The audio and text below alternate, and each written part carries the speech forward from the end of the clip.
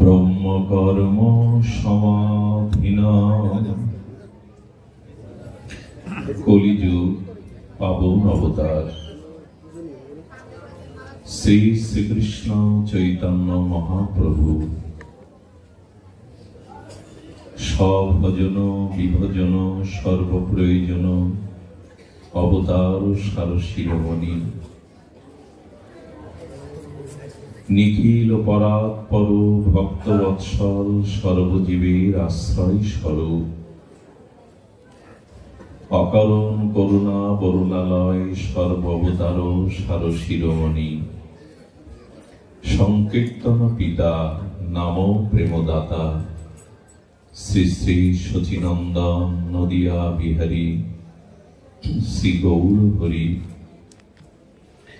পতিত উদ্ধারণ পরম পাবন প্রেম চিন্তামণি দাতা শিরোমণি পরম কারণী পরম দয়াল অক্রোধ পরমানন্দ শ্রী শিল নিতাই চাঁদের মহা অনুকম্পায় শ্রী শ্রী গন্ধার্বিকা গিরিধারীর অহৈতুকী করুণায় মহিমায় কার্তিকস্য কৃষ্ণপক্ষীয় ট্যাকেলঘাট সার্বজনীন শ্রীমন্দির শ্রী অঙ্গনে যে সুমঙ্গল মাঙ্গলিক ভাগবতীয় ভক্তিযজ্ঞ সুধা অমৃত যজ্ঞের পরম আয়োজন, সেই আয়োজনে শ্রীমন্দির শ্রী অঙ্গনে হরিকথার শুভারম্ভে জীবন সর্বস্ব জীবন ধন প্রাতঃস্মরণীয় পরম বন্দনীয় অস্মদীয় শ্রীগুরুপাদ পদ্মে পদারবিন্দে বারংবার ভূ ভূ দণ্ডবত প্রণতি। সমাগত সংকীর্তন আচার্য রসজ্ঞ বিদ্বান ভাগবত প্রেমিক কথা প্রেমিক ভাগবত আচার্যগণ সুদীজন সাধুজন মহন্তজন জ্ঞানীজন শ্রদ্ধাশীলা ধর্মশীলা ধর্মমূর্তি দেবী মূর্তি মাতৃ শক্তি মাতৃগণ সকল ভক্তচরণে সশ্রদ্ধ দণ্ডবত প্রণতি। ব্রহ্মার প্রণাম ব্রহ্ম হবি ব্রহ্মণ্য ব্রহ্মণ্য ভূতং ব্রহ্মৈবস্তেন গন্তব্যং ব্রহ্ম কর্ম সমাধিন। শ্রীকৃষ্ণ অর্জুনকে সম্মুখে রেখে সমস্ত জগৎবাসীকে বলছেন, তুমি যে কর্ম করো সেই কর্ম ব্রহ্ম সমর্পিত হয়ে করো। ব্রহ্মার প্রণাম। সেই ব্রহ্মে বা শ্রী ভগবানে সমর্পণ যুক্ত হয়ে যজ্ঞ বা কর্ম করো। যজ্ঞের যে আহুতি, যজ্ঞের যে অগ্নি, যজ্ঞের যে ঘৃত সবই ব্রহ্মময় মনে করে ব্রহ্মে সমর্পিত করো। আর এই সমাপন যুক্ত কর্ম শেষে, যজ্ঞ শেষে অবশিষ্ট যদি তুমি পেতে পারো, তোমার জীবন হবে অমৃতময়, পরম কল্যাণময়। একটু ধ্যান দিয়ে শব্দগুলি শ্রবণ করতে হবে। আমাদের প্রতিটি কর্ম যোগ্য হতে পারে। যৎ করোষি যদ নাসি যজ্জোষি তদাসি যৎ যৎ তপস্যসি কন্তেয় তৎপুরুষ মদার্পণম। তুমি আহার করো, যজ্ঞ করো, তপস্যা করো, এমনকি যে ক্রিয়াই সম্পন্ন করো, আমাকে সমর্পিত হয়ে করো, সেটি যজ্ঞ হবে। সেটি ব্রহ্মে নিবেদিত হবে। সেটি শ্রী ভগবানের সমর্পিত হবে। আর অর্পণের পর যে অবশিষ্ট অংশ থাকবে তাকে যদি প্রসাদ করে জীবনে গ্রহণ করতে পারো, তুমি অমৃতের অধিকারী, তুমি কল্যাণের অধিকারী। কিন্তু তাকে আর হয়? আমাদের জীবন, প্রত্যেকের জীবন সমর্পিত নয়। আমরা কর্ম করি বটে, কিন্তু ভগবানের সমর্পিত হয়ে করতে পারিনি। আর কর্ম সমর্পণের পরে তার অবশিষ্ট বসত রূপে জীবনে গ্রহণ করতে পারিনি। আর এই জন্য আমাদের জীবন লক্ষ্যে পৌঁছায়নি, এই জন্য আমাদের জীবন অমৃতকে স্পর্শ করতে পারেনি। আজ বিষময় জীবন, নিরানন্দময় জীবন, দুঃখ জরাব্যাধিতে ভরা অভিশপ্ত জীবন। খুব ধ্যান দিন। শাস্ত্রে বলছেন অবশিষ্ট, যজ্ঞের অবশিষ্ট পেলে অমৃত পাবে। এখন আমাদের জীবন সমর্পিত নয়। আহার, নিদ্রা, ভয়, মৈথুন, সামান্য মেইতাত পোষণম নরপি। শাস্ত্র বলছেন আহার, নিদ্রা, ভয়, মৈথুন তো পশুর মধ্যে আছে, সামান্য রূপে আমাদের মধ্যেও আছে। কিন্তু ধর্ম হীনাপি পশুবি সমানা, ইহ অধিক। যদি আহার, নিদ্রা, ভয়, মৈথুন সামান্য আকারে আমার মধ্যে, পশুদের এই চারটি বৃত্তি আমার মধ্যে সামান্য আকারে থাকুক, কিন্তু ধর্মই অধিক। যদি পশুর থেকে আমার ভিতরে ধর্ম অধিক পরিমাণে না থাকে, ধর্ম হীনাবি পশুবি সমানা, তোমাতে আর পশুতে কোনো পার্থক্য নাই। তোমাতে আর পশুতে কোনো, এই বাচ্চাগুলো প্রতিবার এখানে সমস্যা করে, ধর্মহীনাবি পশুবি সমান। ধ্যান দিন। আমার দেহের একটি অংশ শ্রীহস্ত, হাত। এখন হাত যখন আমার শরীর বা দেহের জন্য কর্ম করে, দেহকে সেবার নিমিত্তে হাত কর্ম করে। অন্ন মুষ্টি করে মুখে তুলে দেয়। হাত আমাদের দেহ পুষ্টি, দেহ রক্ষার জন্য সমস্ত কর্ম করে। আর হাত যখন মুষ্টিবদ্ধ করে মুখে অন্ন তুলে দেয়, ব্যঞ্জন তুলে দেয়, তখন স্বতন্ত্রভাবে হাতের অন্ন দেওয়া লাগে না, হাতকে স্বতন্ত্রভাবে সেবা দেওয়া লাগে না। হাত বদনে অন্ন ব্যঞ্জন তুলে দিচ্ছে, তাতে দেহের তুষ্টি, পুষ্টি, ক্ষুধা নিবৃত্তি হওয়ার সাথে সাথে হাতও এই ইন্দ্রিয়, এই দেহের অংশের অংশ, সেও পুষ্ট হচ্ছে, বলিষ্ঠ হচ্ছে। এখন হাত যদি বলে বসে আমি দেহের জন্য কোনো কর্ম করব না, কাজ করব না, আমি স্বতন্ত্র ভাবে থাকবো, দেহ থেকে আমাকে বিচ্ছিন্ন করে দাও। এখন হাত যদি দাবি করে আমি আমার স্বতন্ত্র ভাবে আমি জীবন যাপন করব, আমি দেহের জন্য আর সেবা কর্ম করতে পারবো না, আমাকে দেহ হতে অংশী থেকে এই হাত অংশ আলাদা করে দাও। আচ্ছা, দেহ থেকে হাতকে কেটে আলাদা করলে হাতের অস্তিত্ব থাকবে কি? পরিণতি কি হবে? এক টুকরো পচা গলা মাংস হাড়। ঠিক এই কথাটি ভগবান বোঝাতে চাইছেন। যৎ করৌষি যদন্নাসি যজ্জুহৌষি দদাসি যৎ তপস্যৌষি কন্তেয় তৎকুরুষ মদার্পণম। তুমি যা কিছু করো তা আমাকে অর্পণ করে করো, আমাকে সমর্পণ করে করো। অর্থাৎ হাত অংশ, দেহ অংশী, অংশের কর্তব্য হলো অংশী সেবা করা, তাহলে অংশ সুস্থ থাকবে। কিন্তু অংশী দেহের সেবা না করে হাত যদি স্বতন্ত্রভাবে আলাদা হতে চায়, হাতের বল, হাতের অস্তিত্ব, হাতের চিহ্ন থাকবে না। পচা গলা রক্ত মাংসে রূপান্তরিত হবে। ভগবানও যেন বলতে চাইছেন, তুমি আমারই অংশ, তুমি আমাকে কর্ম সমর্পণ করো।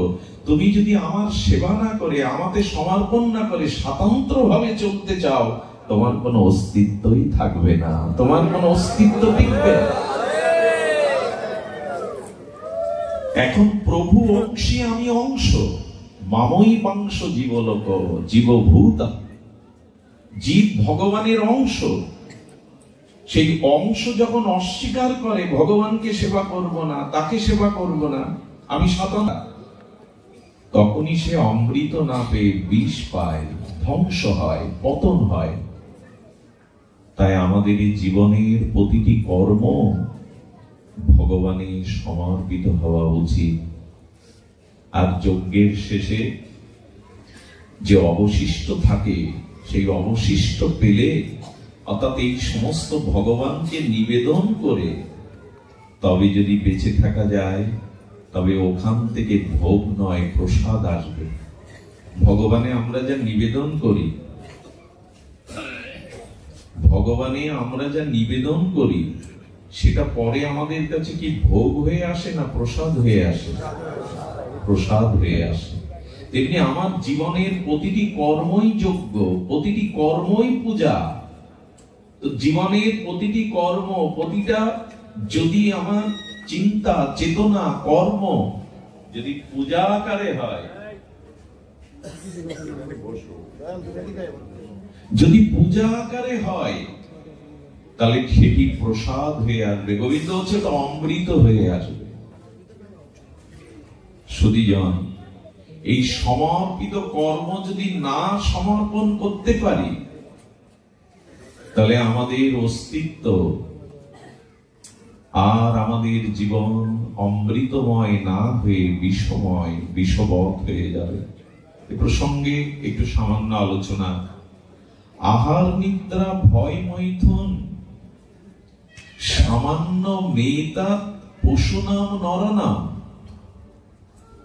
দেখুন, জন্তু, জানোয়ার, ইতর প্রাণীর মধ্যে যে চারটি স্বভাব আছে, মানুষের মধ্যে সামান্য আকারেও সেটি আছে। লক্ষ্য করুন, আহার পশুদেরও আছে। একটি কুকুর আহার করে, শূকর আহার করে, করুক সে 20টা আহার। আর মানুষ সর্বশ্রেষ্ঠ লেজ্জ পেয়েও আহার করুক। ক্ষুধা নিবৃত্তি বা আহারের সুখ দুইজনের সমান। শূকর 20টা আহার করে তার যে ক্ষুধা নিবৃত্তি করে, সুখ পায়, মানুষ সর্বশ্রেষ্ঠ লেজ্জ পেয়েও এই খাদ্যগুলো গ্রহণ করে তারও ক্ষুধা নিবৃত্তি হয়, তারও খাদ্যের পুষ্টি হয়। আহার পশুদেরও আছে, আমাদেরও আছে।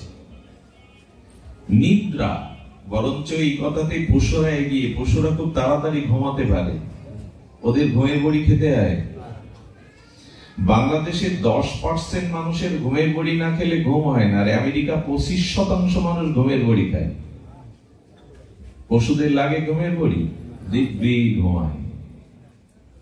আমাদের মেডিসিন দিয়ে ঘুম, যেটা স্বাভাবিক ঘুম মানুষের, সেটা নাই।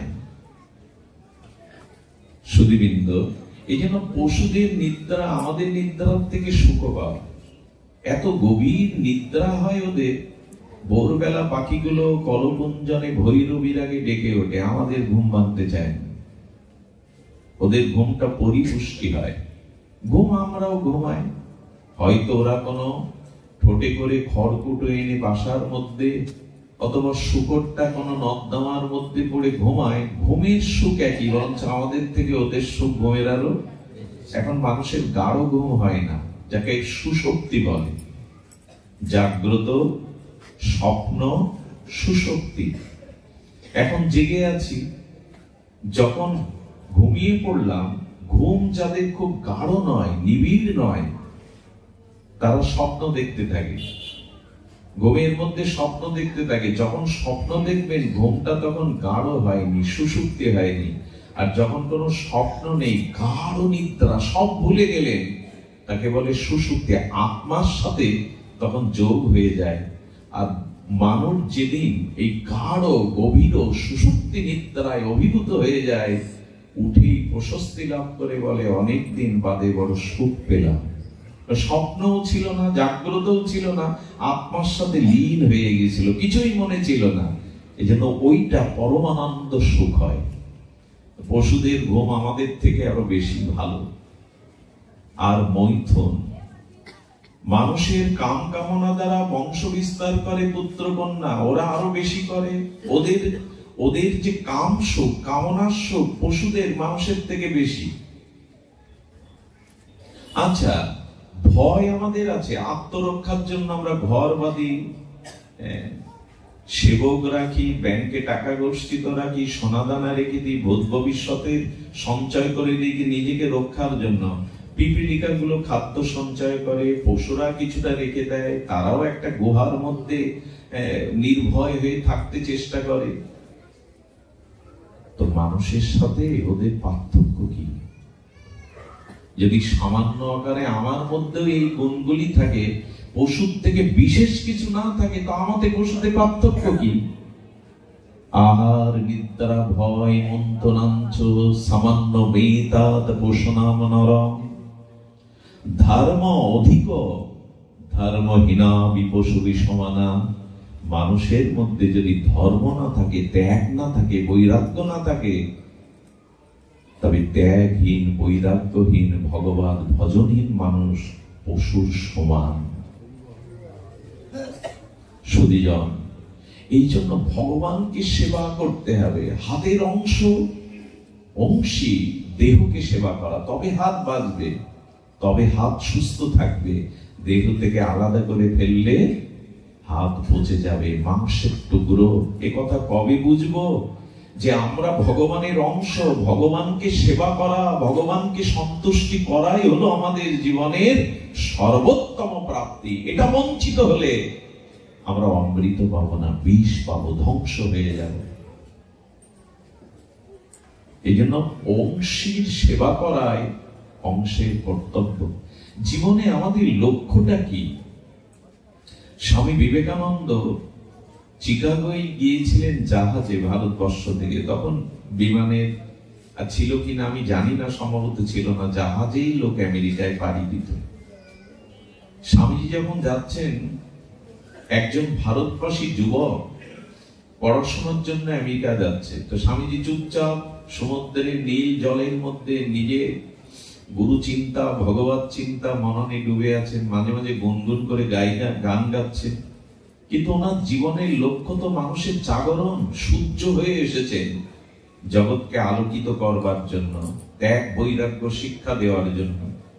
পাশের ভারতীয় যুবককে বলছেন, আপনার সাথে একটু কথা বলতে পারি? বলে, হ্যাঁ বলুন স্বামীজি, কি জানতে চান?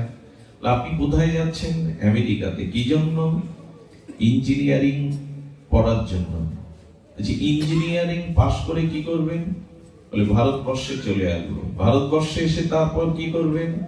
তারপর বড় অফিসার হবে, ইঞ্জিনিয়ার অফিসার। অফিসার হয়ে কি করবেন? উনি বারবার ক্রমে জিজ্ঞেস করছেন, অফিসার হয়ে কি করবেন? বলে, অফিসার হওয়ার পরে বড় পদ পাওয়ার পর অনেকগুলো অর্থ রোজগার করতে শুরু করব। তারপর কি করবেন? তারপর সুন্দরী একটা কন্যাকে বিবাহ করব। বলে, তারপর কি করবেন? সুন্দর একটা বাড়ি বাংলো করব। তারপর কি করবেন? আরে তারপর কি করবো? ছেলে মেয়ে হবে। বলে, তারপর কি করবেন? বলে, ওদের বড় করব। তারপর কি করবেন? ওরা বড় করলে আমার কর্ম অবসান নেব, বৃদ্ধ হয়ে যাবো। বলে, তারপর কি করবেন? বৃদ্ধ হয়ে গ্রামের বাড়িতে বা কোথাও বাস করবো। বলে, তারপর কি করবেন? বলে, তারপর মরণ ছাড়া আর কি? তারপরে মরতে হবে। স্বামীজি বললেন, এছাড়া জীবনের আর কোনো লক্ষ্য নেই। তাই আমাদের কাছে প্রশ্ন করুন, আমরা এই পথের যাত্রী। লেখাপড়া শিখবো, চাকরি করব, বড় বাংলো বাড়ি করব, সুন্দরী স্ত্রী হবে, ব্যাংক ব্যালেন্স ধন দৌলত থাকবে, পুত্র কন্যা বড় হবে, আমি বৃদ্ধ হব, অবসরে যাব, মরবো, শ্মশানে পুড়াবে। তারপর এই জন্য ভগবান পাঠিয়েছিলেন। স্বামীজি হুঙ্কার দিলেন, এই জন্য আপনি জগতে এসছেন, সৃষ্টির শ্রেষ্ঠ বিবেক বুদ্ধি প্রধান মানুষ হয়ে, এই আত্মকেন্দ্রিক আত্মসুখের জন্য। আমাদের একটি বিশেষ কাজের জন্য স্রষ্টা ঈশ্বর পাঠিয়েছে। সেই কাজ হলো পরম ঈশ্বরকে লাভ করা, এই জন্ম মৃত্যু চক্র থেকে নিজেকে উদ্ধার করা, জগৎ জীবের কল্যাণ করা। আজ ৯৯% মানুষ এই আত্মকেন্দ্রিক। চাকরি বাকরি, টাকা, অর্থ, বিত্ত, ভোগ বিলাস, একদিন মরলাম, চিতায় পড়লাম, তারপরে কি জানা নেই। এটা জীবন হতে পারে না। এটি এই সর্বোন্নত দেবশ্রেষ্ঠ মানুষের উদ্দেশ্য হতে পারে না। মানুষ অনেক উপরে যেতে পারে, জানেন? মশা মাছি গুলো মরে গেলে এদের আত্মা এই যে ভূ জগৎ থেকে উপরে উঠতে পারে না। শুকর কুকুরের আত্মাগুলো মরে গেলে ভূ এই জগতের ঊর্ধ্বে উঠতে পারে না। হাতি ঘোড়া গুলো মরে গেলে ভূবতে উঠতে পারে কিছুটা উপরে, কিন্তু মানুষ ভগবানের রাজ্যে ফিরে যেতে পারে, যেখানে অনেক উপরে উঠতে পারে। পশুরা মৃত্যুর পরে ওদের আত্মার আমাদের ৭টা স্তর আছে। ভূ ভুব সমহ জন তপ সত্য। এই যে ৭টি স্তর, ভূ ভুব, যেমন পৃথিবী লোক, গন্ধর্ব লোক, দেবলোক, পিতৃলোক, ব্রহ্মালোক, এরপরে বৈকুণ্ঠ, বৈকুণ্ঠের পরে বিরজা, বিরজার উপরে ৭০০ নিত্য গোলক বৃন্দাবনের ভগবান। এরকম স্তর আছে। আমি মরার পরে আমার কর্ম অনুযায়ী সেই স্তরে যাই। আমার কর্ম অনুযায়ী আমি সেই স্তরে যাই। গন্ধর্ব লোক আছে, পৃথ্বীলোক আছে, দেবলোক আছে, ব্রহ্মালোক, সত্যলোক আছে। কোন জায়গায় যাব? মানুষের স্থান অনেক উপরে, এটা জন্তু জানোয়ার যেতে পারে না। কারণ তারা ইষ্ট উপাসনা, ভগবত উপাসনা, তাদের কর্ম সমর্পণ করতে পারে না। মানুষের উচিত এই দিকে ধ্যান দেওয়া। এভাবে গতানুগতিক একটা জীবন খেয়ে পরে মরতে আসেনি মানুষ। দেবতাদেরও থেকে উন্নত এই দেবদুর্লভ মনুষ্য জন্ম মানুষ অনেক উপরে যেতে পারে, অনেক উঁচুতে যেতে পারে, কিন্তু সেই লক্ষ্যটা তো স্থির হওয়া উচিত। আমি যে সেবক, আমি যে দাস, জীব নিত্য কৃষ্ণ দাস, এই অভিমান কবে আসবে? আমি ভগবানের দাস, আমি কামের দাস নই, দেহের দাস নই, সংসারের দাস নই, আমি গোবিন্দের নিত্য দাস। এই স্বরূপ পরিচয় ফিরে না এলে বোঝা যাবে না এই মনুষ্য জীবন কত উন্নত। আমি ভগবানের দাস, সংসারের দাস নই। স্ত্রী পুত্র কামনা দেহের দাস হয়ে বসেছি আমি। এটা আমার পরিচয়। মহাপ্রভু বললেন জীব নিত্য কৃষ্ণ দাস। গৌড়ীয়গণ, আচার্যগণ বললেন আমি রাধারানীর কিঙ্করী, মঞ্জুরি। আমার স্থান, আমার গতি অনেক উপরে, অনেক উপরে, যা দেবতারাও চিন্তা করতে পারে না। কিন্তু আমরা কোথায়? সেই তো সংসার, স্ত্রী পুত্র, ভোগ বিলাস, জগৎ নিয়ে মাতামাতি করছি। আমরা কোন কর্ম কি ভগবানের সমর্পণ করে করতে আমাদের প্রেরণা আছে, আমাদের উদ্দেশ্য আছে? যে জীবনের প্রতিটি কর্ম পূজা, প্রতিটি কর্মই যজ্ঞ, প্রতিটি চিন্তা, প্রতিটি বাক্য, প্রতিটি কর্ম, প্রতিটি ভাবনা ভগবানের সমর্পিত হতে হবে, তবেই অমৃত পাবো। না হলে যজ্ঞ শেষে অবশিষ্ট পেলে অমৃত পাবো, কিন্তু অর্পিত না হলে, ভোগ নিবেদন না হলে প্রসাদ কোথায় পাবো? সবই তো বিষ। আজ আমাদের জীবন বিষময়, আর আমরা জেনে শুনেই বিষ পান করছি। বিবেক কিছুটা তো মানুষের আছে, চেতনা তো মানুষের আছে, কিন্তু না, জেনে শুনে আমি বিষ পান করছি। আসুন এর থেকে আমরা মুক্তির পথ, কল্যাণের পথ, অমৃতের পথ, এটা খুব কঠিন নয়। আমি আজ আপনাদের সামনে যেটি বলতে চেষ্টা করছি ভাগবত থেকে, এটা কঠিন নয়। দেখুন, জ্ঞান কঠিন হতে পারে, কর্ম কঠিন হতে পারে, তপস্যা কঠিন হতে পারে, কিন্তু সহজ, সরল, ভক্তি অত্যন্ত সহজ। জ্ঞান সকলে অর্জন করতে পারে না, তপস্যা সকলের দ্বারা সমাপ্ত নয়। জঙ্গলে গিরিহ গুহায় বসে ক্ষুধা তৃষ্ণা ত্যাগ করে বছরের পর বছর তপস্যা, পরমাত্মার সাথে জীবাত্মাকে যুক্ত করার জন্য অষ্টাঙ্গ যোগ, এটি সবার পক্ষে সম্ভব নয়। আর বিশুদ্ধ জ্ঞান, শাস্ত্র জ্ঞান সবাই লাভ করতে পারে না, কিন্তু ভক্তিতে সকলেই অধিকারী। ভগবানের ভক্তি সকলেই অধিকারী। এই জন্য আমাদের মহাপ্রভু জানিয়েছেন, গৌড়ীয় আচার্যগণ জানিয়েছেন, ভক্তি পথে চলো। জ্ঞান প্রয়োজন, তবে ভক্তিকে যেন জ্ঞান ঢেকে না দেয়, পাণ্ডিত্য ঢেকে না দেয়। জ্ঞানাকর্ম অনাবৃতম, বিশুদ্ধ ভক্তি যেন জ্ঞানের দ্বারা ঢেকে না যায়। এই জন্য কর্ম, জ্ঞান, তপস্যা এগুলো কঠিন, কিন্তু ভক্তি বড় সহজ। সহজ কখন হবে জানেন? এই দেখুন, শ্রী চৈতন্য ভক্ত মহিমাতে, শ্রী চৈতন্য চন্দ্রামৃতে, মহাপ্রভুর প্রিয় পরিকর গৌড়ীয় আচার্য বর্জ শ্রী শিল প্রবোধানন্দ সরস্বতী পাদ তার অমীয় অমর লেখনীতে তিনি বলেছিলেন, উপাসতাং বা গুরুবর্জ কোটি ধীয়তাং বা শ্রুতি শাস্ত্র কোটি চৈতন্য কারণ্য কটাক্ষ ভাজন ভবেত পরাং শ্রদ্ধ রহস্য লাভ। কি অমৃত, কি পরামৃত এই শ্লোকে সংযোজন করেছেন। উপাসতাং বা গুরু বর্জ কোটি ধীয়তাং, কি বলছেন এখানে? অসংখ্য শ্রেষ্ঠ গুরুর সেবা করো তুমি, অসংখ্য বেদ বেদাদি শ্রুতি শাস্ত্রের অধ্যয়ন করে পণ্ডিত হও তুমি, কিন্তু নিগূঢ় ব্রজ প্রেম, রাধা প্রেম, এটি একমাত্র চৈতন্য চন্দ্রের করুণা ছাড়া, চৈতন্য দাস অনুদাসের করুণা ছাড়া তুমি পাবে না। করুণাতেই পেয়ে যাবে। শতকোটি শ্রেষ্ঠ গুরুর সেবা, উপাসতাং বা গুরুবর্জ কোটি ধীয়তাং, শ্রী গুরুদেবের সেবা করো, কোটি কোটি আচার্যগণের শ্রুতি শ্রেত শাস্ত্রের অধ্যয়নে পরম পণ্ডিত প্রবার হও, কিন্তু ব্রজ প্রেম পাবে না, রাধা প্রেম পাবে না। যদি চৈতন্য করুণা দৃষ্টিপাতে ধন্য ভক্তের কৃপা নিতে পারো, তৎক্ষণাৎ সেটা হয়ে যাবে। কি বলছেন? এটা সত্য রহস্য লাভ। এই যে অনন্ত কোটি রহস্য ব্রজ প্রেম, সত্য তৎক্ষণই পেয়ে যাবে, মুহূর্তেই পেয়ে যাবে, যদি চৈতন্যের কৃপা হয়, নিত্যানন্দের কৃপা হয়, চৈতন্য দাসের কৃপা হয়। সত্য রহস্য লাভ লাভ করে যাবে, সত্য রহস্য লাভ। এই জন্য ধন্য ভক্তেরই গৌর চৈতন্য নিতাই চৈতন্যের দাসানুদাসের চরণে যারা সমর্পিত করেছে তারা ধন্য, কারণ সত্য রহস্য লাভ তাদের সত্যই হয়ে যাবে। আর এই পরশ পাথরে লোহাটা ছোঁয়াও, 1 ঘন্টা পরে শোনা হবে না। পরশ পাথরে লোহাটা স্পর্শ করালেই পরশমণির পরশে মুহূর্তেই লোহা শোনা হয়ে যাবে।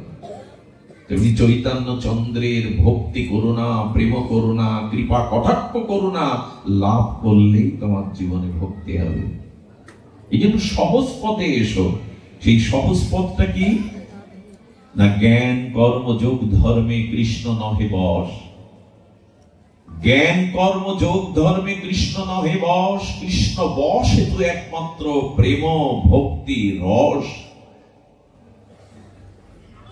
এই জন্য ভক্তির পথটাকে বেছে নিতে হবে। কি সেই ভক্তির পথ? আগেই বলেছি, সহজলভ্য।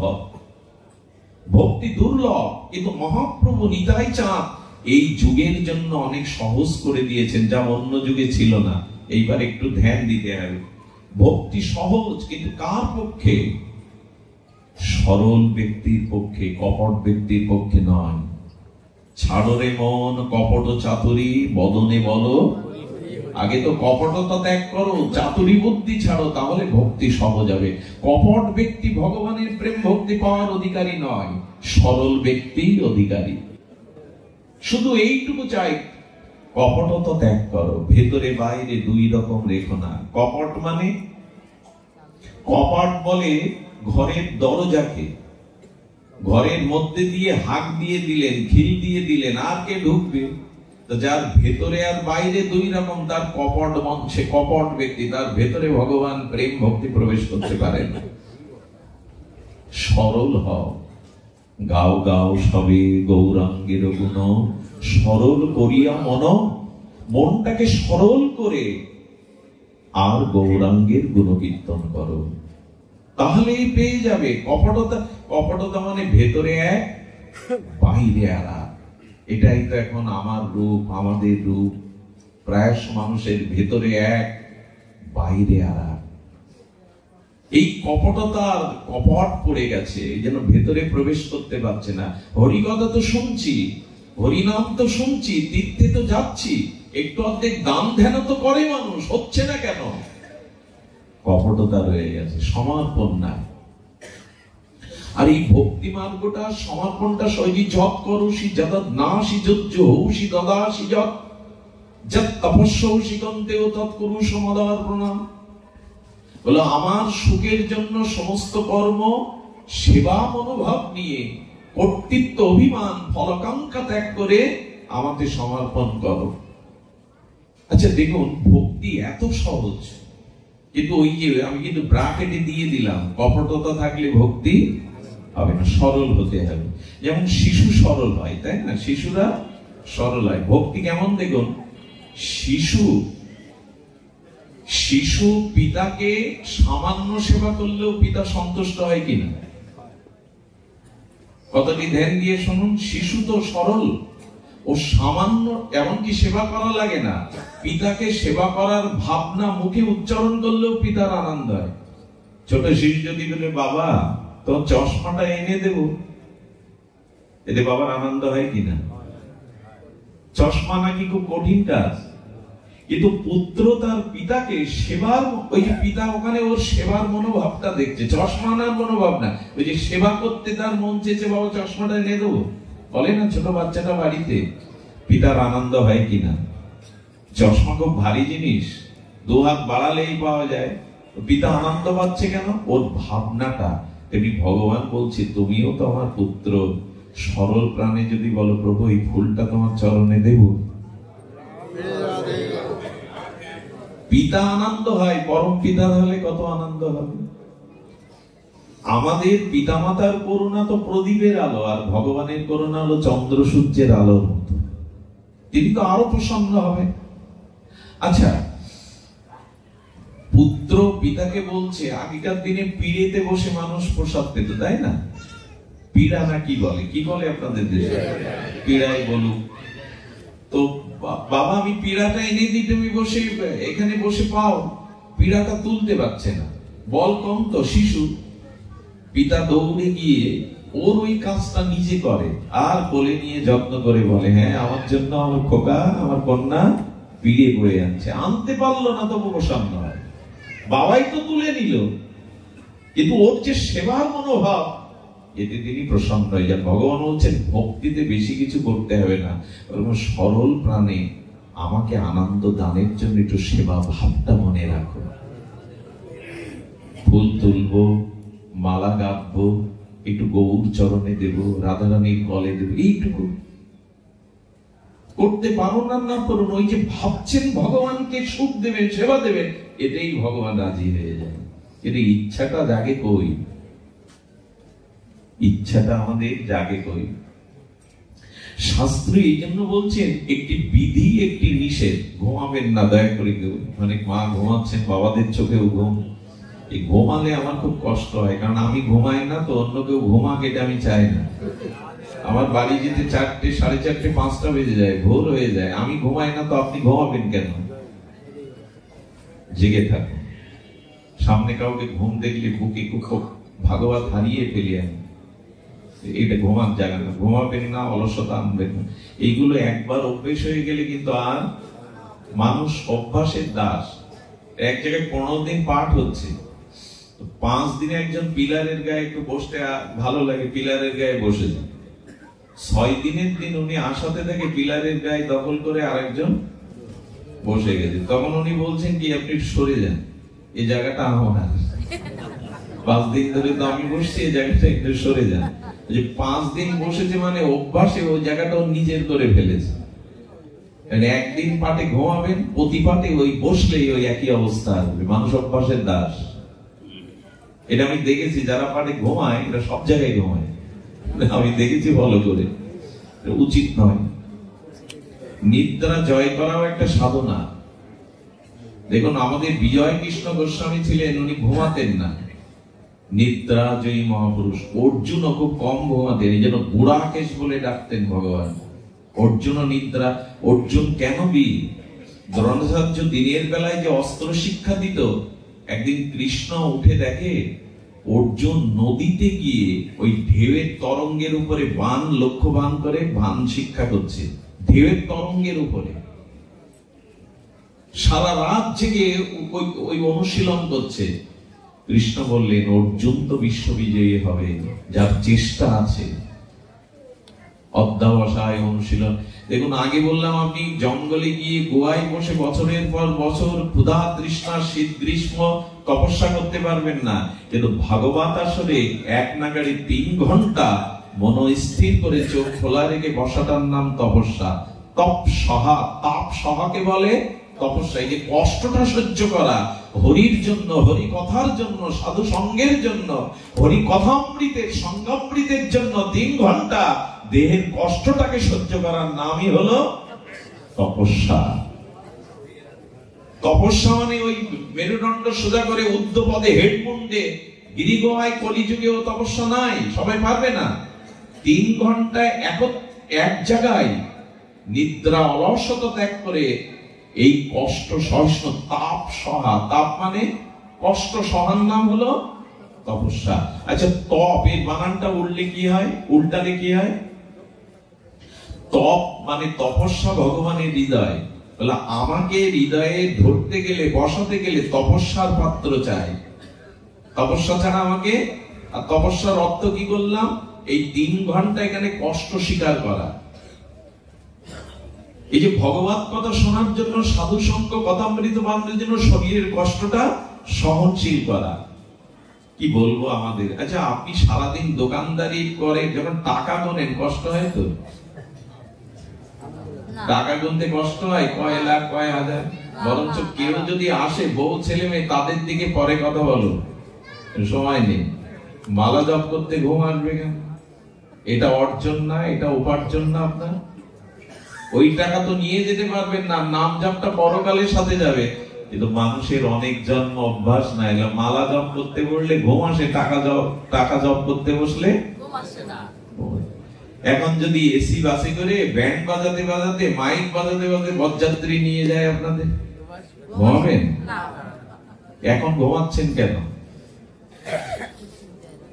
কষ্ট স্বীকার করার, তাপ সহ্য করার নাম হলো তপস্যা। এই তপস্যা যার নাই, তার হৃদয়ে ভগবান বসবে না, পাত্র হইল। আচ্ছা, তপ মানে তপস্যা, এই বানানটা উল্টান। তপ বানান উল্টালে কি হয়? পত, ত প, কি হবে কার্তিক দা? পত। পত মানে পতন। তপস্যা যার নেই, তার পতন অবশ্যম্ভাবী। জয় রাধে। তপস্যা যার নাই, তার পতন অবশ্যই হবে। তপ বানান উল্টালে হয় পত। পত মানে পতন, তার অবশ্যই পতন হবে। এই যে ঘুমায়েন না। এক এক জিনিসের জন্য যারা ঘুমাচ্ছিল তাদের ধন্যবাদ দিতে হয়, ওদের জন্যই তো এই কথা বেরোলো। ভগবতী সব আনন্দ। একবার হচ্ছে কি, কেশিঘাটে মুরারি মোহনে পাঠ হচ্ছে, তো ভগবান শ্রীকৃষ্ণের জন্মাষ্টমী জন্মের কথা যেই বলতে গেছে, ভগবানের আবির্ভাবে আনন্দ ছড়িয়ে পড়েছে। বাইরে থেকে কোন দুষ্ট বালক টিনের উপর ইট ছুড়ে মেরেছে। তখন পাঠক পণ্ডরিক উনি বলছেন কি, এই দেখুন ভগবান আসবে না, শব্দ হবে না, বাজি হবে না, তাই হয় ওই দেখুন শব্দ হচ্ছে। কিছু কিছু ঘটনা ভাগবতের সাথে মিলে যায়। একবার বারবার কারেন্ট অফ হচ্ছে পাঠে, বারবার যদি শব্দযন্ত্র অফ হয়, শ্রোতাদের শ্রুতি মধুরতা থেকে বিঘ্ন ঘটে। পাঠক এত বুদ্ধিমান, বলে আমি আপনাদের কার কথা শোনাচ্ছি? বলে কৃষ্ণের কথা। কৃষ্ণের গায়ের রং কেমন? কালো। তা কৃষ্ণের বর্ণনা যখন দিচ্ছি, মাঝে মাঝে কারেন্ট অফ হয় তো কালোই নেমে আসছে। কৃষ্ণকে দেখুন না ওর মধ্যে। তো সব পরিস্থিতিতেই রাজি থাকলে দুঃখ আর এসে দেখে। যাদের বললাম তারা কষ্ট পাবেন না, আপনাদের জন্য দুটো ভাগবত বের হলো। ধন্যবাদ। তবে ঘুমাবেন না। যে কথা বলছিলাম, তো পিতার পীড়াটা তুলতে পারছে না, পিতা এগিয়ে যায়, এগিয়ে বলে খোকা দাও, আমি তুলছি। কিন্তু সন্তুষ্ট হয়ে চুমো দিয়ে দেয়, আহা আমার খোকা আমার জন্য পিড়ে আনছে। আচ্ছা, এতে পুত্রের খুব পরিশ্রম হয়, কঠোরতা আছে, শুধু ভাবনা বাবার পিড়েটা। ভগবান যেন বললেন, আমি তো তোমার পরম পিতা, বাবা ওইগুলো দেখা বন্ধ করো, সামনে নাড়াচাড়া করলে আমার পরে দেখ। কি বলছিলাম? ভগবান বলছেন তোমার জগতের পিতার থেকে কোটি গুণ স্নেহ, কোটি গুণ করুণা তোমার প্রতি আমার। তুমি শুধু একটু ভাব রাখো যে আমি ভগবানে কর্ম সমর্পণ করব, ভগবানে একটু সেবা, তার প্রসন্নতা করব, এইটুকু ভাবুন না সারাদিনের মধ্যে। 24 ঘন্টা দিন রাত, কিন্তু কতটুকু ভাবি ভগবানের সুখের কথা। যমুনার কোলে কেলি কদম্বের বন, রতন বেদির পরে বসাবো দুজনে। ভাবেন তো, বৃন্দাবনে নীল যমুনার জল বইছে, যমুনা পুলিনের দুই ধারে কদম্ব বৃক্ষের নীল ছায়া বন, কালো কদম্ব বন। সেই কদম্ব বনের ঝিরিঝিরি বাতাসের মধ্যে স্বর্ণ বেদির পরে আমি যুগলকে বসিয়েছি, আর হেম গৌরবী অঙ্গ দিব সোয়া চন্দন গন্ধ। একটু গন্ধ মাখিয়েছি তো রাধারানীর কাপড়ে, বস্ত্রতে, একটু মালতীর মালা গেঁথে দুজনকে পরিয়েছি তো, একটু রাধা মাধবকে দোলনায় মনে মনে একটু দোল দিয়েছি তো, একটু চামর বিজন করে তাদের শীতল হাওয়া দিয়েছি তো। এই ভাবনাগুলো মনে আনাই ভক্তি, অন্য কিছু না। ভগবানকে সেবা দিয়ে সুখ দেওয়ার নাম হলো ভক্তি। এই যে আপনারা এখানে বসে হরিকথা শুনছেন, এটাই ভক্তি। কারণ শ্রবণাঙ্গের থেকে বড় ভক্তি অঙ্গ আর, এই যে আপনারা শ্রবণ করছেন, এটাই কলিযুগের বিশেষত শ্রেষ্ঠ ভক্তি অঙ্গ শ্রবণ। এই যে আপনারা কষ্ট করে দাঁড়িয়ে কায়িক পরিশ্রম সহ্য করে, তাপ প্রবাহ সহ্য করে এই কত দূরে আবার ঘরে ফিরে যাবেন কত রাত্রে, এই যে ভগবানের কথা শ্রবণের জন্য এই যে পথ ক্লেশ, এই যে কায়িক ক্লেশ, এই যে ক্ষুধা তৃষ্ণা নিদ্রাকে জয় করা, এটাই সব থেকে বড় ভগবত সেবা, সব থেকে বড় ভক্তি অঙ্গ।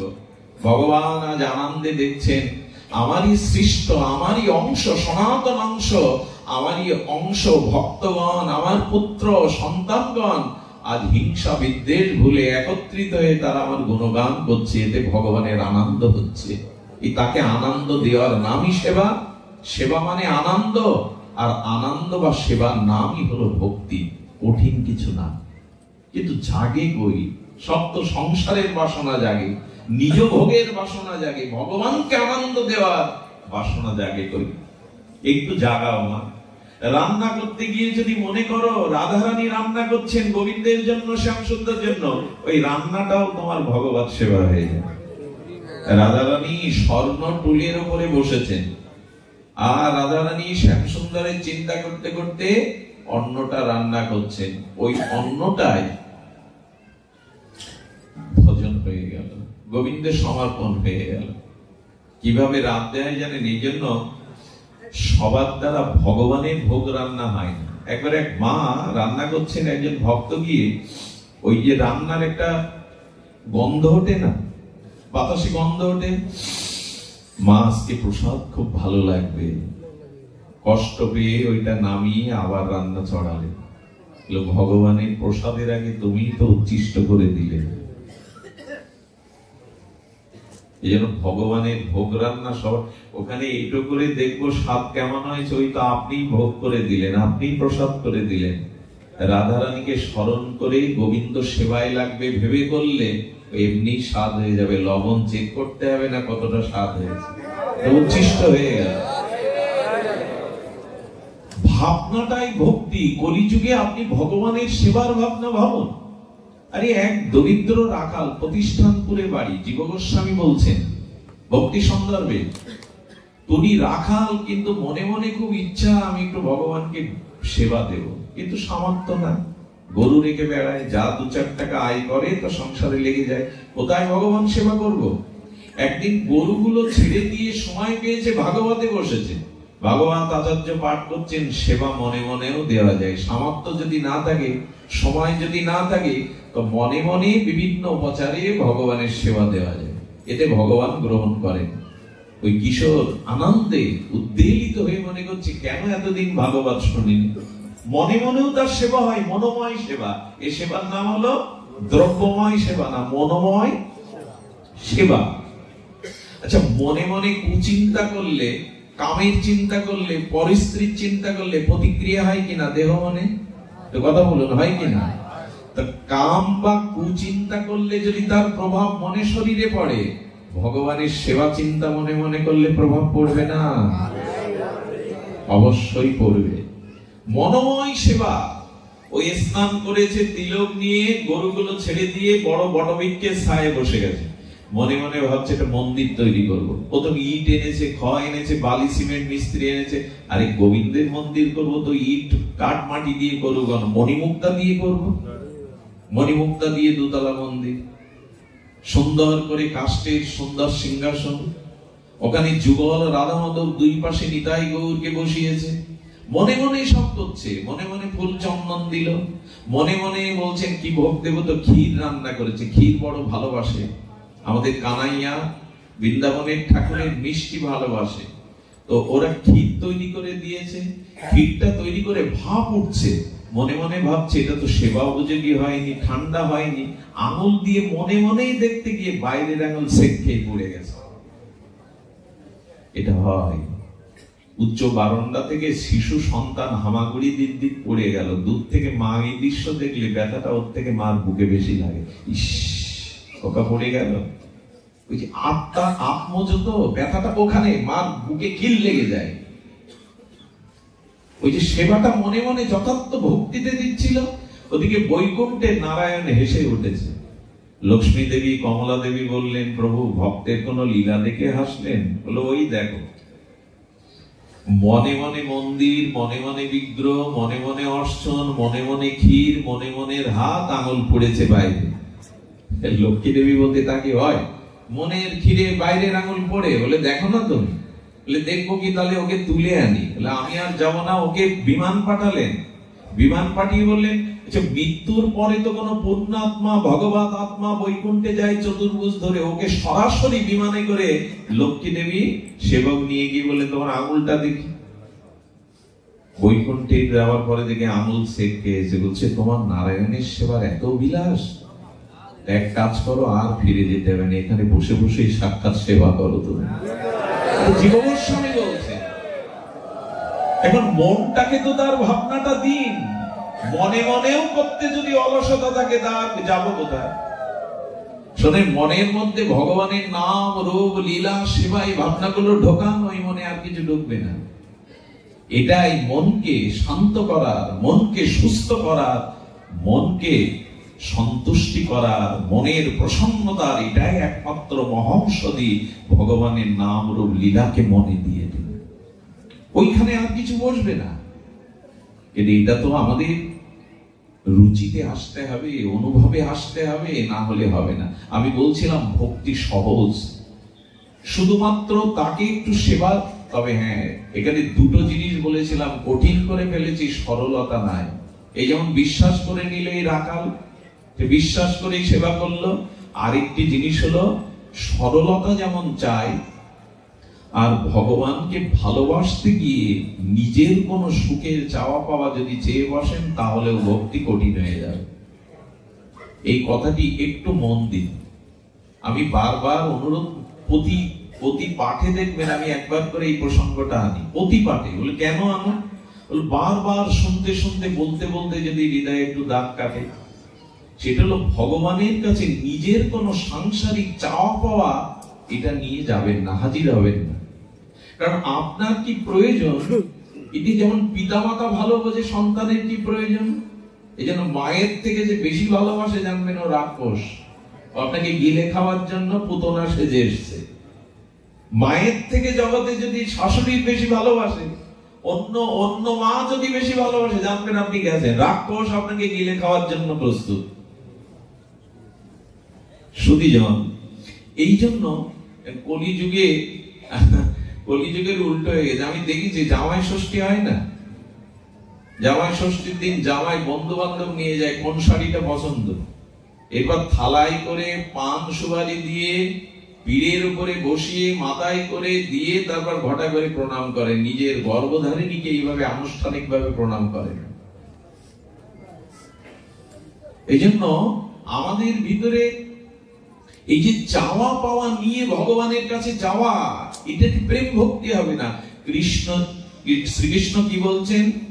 প্রভু কহে আমা ভজে মাগে বিষয় সুখ, চৈতন্য চরিতামৃতের পয়া। এগুলো হৃদয়ে লিখে নিতে হবে। গোবিন্দ বলছেন, কৃষ্ণজি বলছেন, প্রভু কহে আমা ভজে, আমার ভজনা করছে, অথচ টাকা দাও, সুন্দরী রমণী দাও, মান সম্মান দাও, ছেলের চাকরি দাও, মেয়ের ভালো জামাই দাও, আমায় ভজছে, অথচ বিষয় চাচ্ছে। প্রভু কহে আমা ভজে মাগে বিষয় সুখ, অমৃত ছাড়ি বিষ মাগে এত বড় মূর্খ। গোবিন্দ তাকে মূর্খ বলছেন। আচ্ছা, কখনো যদি প্রেসিডেন্ট বা দেশের প্রধানমন্ত্রী আপনার সাক্ষাৎকারের সুযোগ দেন, আপনি গণভবনে গিয়ে বলবেন একটা লাউ দিন, গণভবনে ভালো লাউ ধরেছে। রাষ্ট্রপতি মহোদয়ের কাছে দেখা করতে গেলে লাউ কুমড়ো চাইতে হয়, রাজবাড়ি গেলে রাজধন চাইতে হয়, ভগবানের কাছে গিয়ে চাইতে হয় ন ধনং ন জনং ন সুন্দরীং কবিতাং বা জগদীশ কাময়ে মম জন্ম জন্মনীশ্বরে রাহৈতু কি ভক্তি তৈ। চৈতন্য মহাপ্রভু শ্রীকৃষ্ণ পরতত্ত্ব প্রেম অবতার, অবতার শিরোমণি মহাপ্রভু আমাদের এই মন্ত্র শিখেছেন। হে মাধব, হে রাধারানী, আমি ধন চাই না, মান চাই না, সুন্দরী রমণী চাই না, পবিত্র প্রতিভা যশ খ্যাতি চাই না, জন্মে জন্মে তোমার চরণে অহেতুকি ভক্তি দাও। হেতু নাই, তোমাকে ভালোবাসছি এর মাঝখানে কোনো হেতু যেন না এসে দাঁড়ায়, নিজের কোন সুখ বাঞ্ছা যেন এসে না দাঁড়ায়। আজ যদি এই ব্যাসপীঠে বসে মনে করি আমাকে 30,000 টাকা দিতে হবে, কন্ট্যাক্ট করে আসি, এর নিচে দিলে হবে না, 1 ঘন্টার বেশি আলোচনা করতে পারবো না। আর যদি মনে করি আজকের আলোচনা এমন করে বুদ্ধিদীপ্ত কূট কৌশলে করতে হবে যাতে মনে করে এই বক্তার কাছে অন্য বক্তা ম্লান, কেউ এর সমান নয়, এই ভাবনা নিয়ে যদি এখানে বসেন তো শেষ। ভক্তি তো বড় বড় কাপ জন্মে কোথায় জায়গা হবে তার ঠিকানা পাবেন না। এই জন্য কোন নিজের বাসনা, স্বার্থ বাসনা নিয়ে ভগবানের কাছে যেতে নেই। ওটা উপাসনা হয় না, ওটা ভজন হয় না, ওটা কামনায় হয়। উপাসনা শব্দের অর্থ হলো উপযুক্ত আসনা ইতি উপাসনা। উপাসনা মানে ভগবানের নিকটে মনে মনে গমন করা, তার চরণে নিজেকে বসা, তার নিকটে বসা, এর বলে উপাসনা। তো ভগবানের চরণে গিয়ে যদি ছেলের চাকরির চিন্তা করি, আমি কি ভগবানের চরণে আছি না ছেলের চাকরির মধ্যে আছি? তোমার পূজার ছলে তোমায় ভুলে থাকি। লোক দেখছে আমি ঠাকুর ঘরে পূজা করছি, গোবিন্দ বলছে এরা কপট, এরা ছল চাতুরি করে, যারা মন্দিরে দরজা দিয়ে ভগবানের ধ্যানের ভাবনা ভেবে বিষয় চিন্তা করে মনে মনে, এরা কপট। এই জন্য দয়া করে একটু প্রস্তুতি নিয়ে যান। প্রস্তুতিটাই প্রভু, নিজের কিছু চাই না, তুমি সুখী হও, তুমি আনন্দ পাও, আমাকে তোমার চরণের দাস করে নাও, যাতে তোমাকে সুখ দিতে পারি, সেবা দিতে পারি। এই কথাগুলো বললেই মনে আনন্দ হয়। আর যারা এই ভজন করে, গোবিন্দ তখন বললেন, প্রভু কয়ে আমা ভজে মাগে বিষয় সুখ, অমৃত ছাড়ি বিষ মাগে এত বড় মোর, আমি বিজ্ঞ তাহে বিষয় বিষ কেন দিব, সচরণামৃত দিয়া বিষয় ভোলাইব। গোবিন্দ বলছেন কামনা বাসনা নিয়ে আসলেও যদি শুদ্ধ হরিকথা, শুদ্ধ সাধু সঙ্গ পাও, তবে ধীরে ধীরে তোমার ওই কামনাকে আমি তাড়িয়ে দিয়ে বিতাড়িত করে ওখানে প্রেম ভক্তি দিয়ে দেব। প্রথম অবস্থায় কামনা বাসনা থাকবে, ও যতই আমি বলি আমাদের প্রথম অবস্থায় নিজের সুখ সুবিধা চাওয়া পাওয়া থাকবে, কিন্তু ধীরে ধীরে ধীরে ধীরে যখন বুঝতে শিখবো, তখন ধীরে ধীরে যেন মন থেকে ওটা চলে যায়। তোমার সেবা ছাড়া, তোমার সুখ ছাড়া আমি অন্য কিছু চাই না। এই ভাবনাটার নাম ভক্তি। এটা কঠিন কিছু নয়, কঠিন আমরা করে নিয়েছি নিজ স্বার্থ, নিজ ভোগের জন্য। তুমি সুখী হও। গোপীদের রাস রজনীতে গোবিন্দ বলছেন, বলো গোপীগণ, ব্রজ সুন্দরীগণ বলো, তোমরা বর নাও, আমি বড় প্রসন্ন। ব্রজ সুন্দরীগণ বলেছিলেন, বর যদি দিতে চাও, চাই না, তবে যদি দিতে চাও তো এই বর দাও, তুমি সুখী হও। আহা, কত ছোট কথা। তুমি বলে এটা তো আমার সুখের চাইলে, বলে তোমার সুখ ছাড়া, তোমার সেবা ছাড়া তো আমাদের স্বাতন্ত্র কোনো চাওয়া নেই। এই হলো গোপী। আরে গোপী রাত্রে যে ঘাসের অগ্র কোমল অংশটা গাভীমা খেয়ে ফেলেছে, আর ঘাসের নিচের অংশটা দেখবেন একটু সুচালো, সুসের মতো, ওইটা রাত্রে গোপী পরিষ্কার করতো কেটে কেটে। কোন পথটাই পরিষ্কার করতো? সারা বৃন্দাবন কি পরিষ্কার করতো না?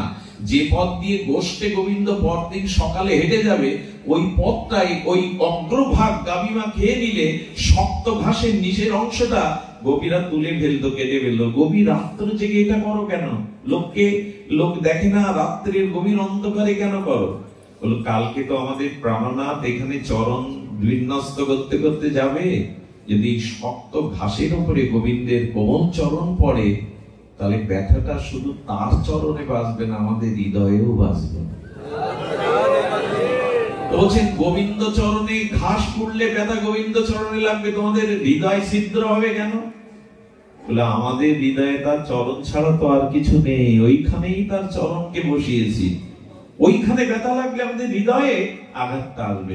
এই কথা আমরা কল্পনা করতে পারবো?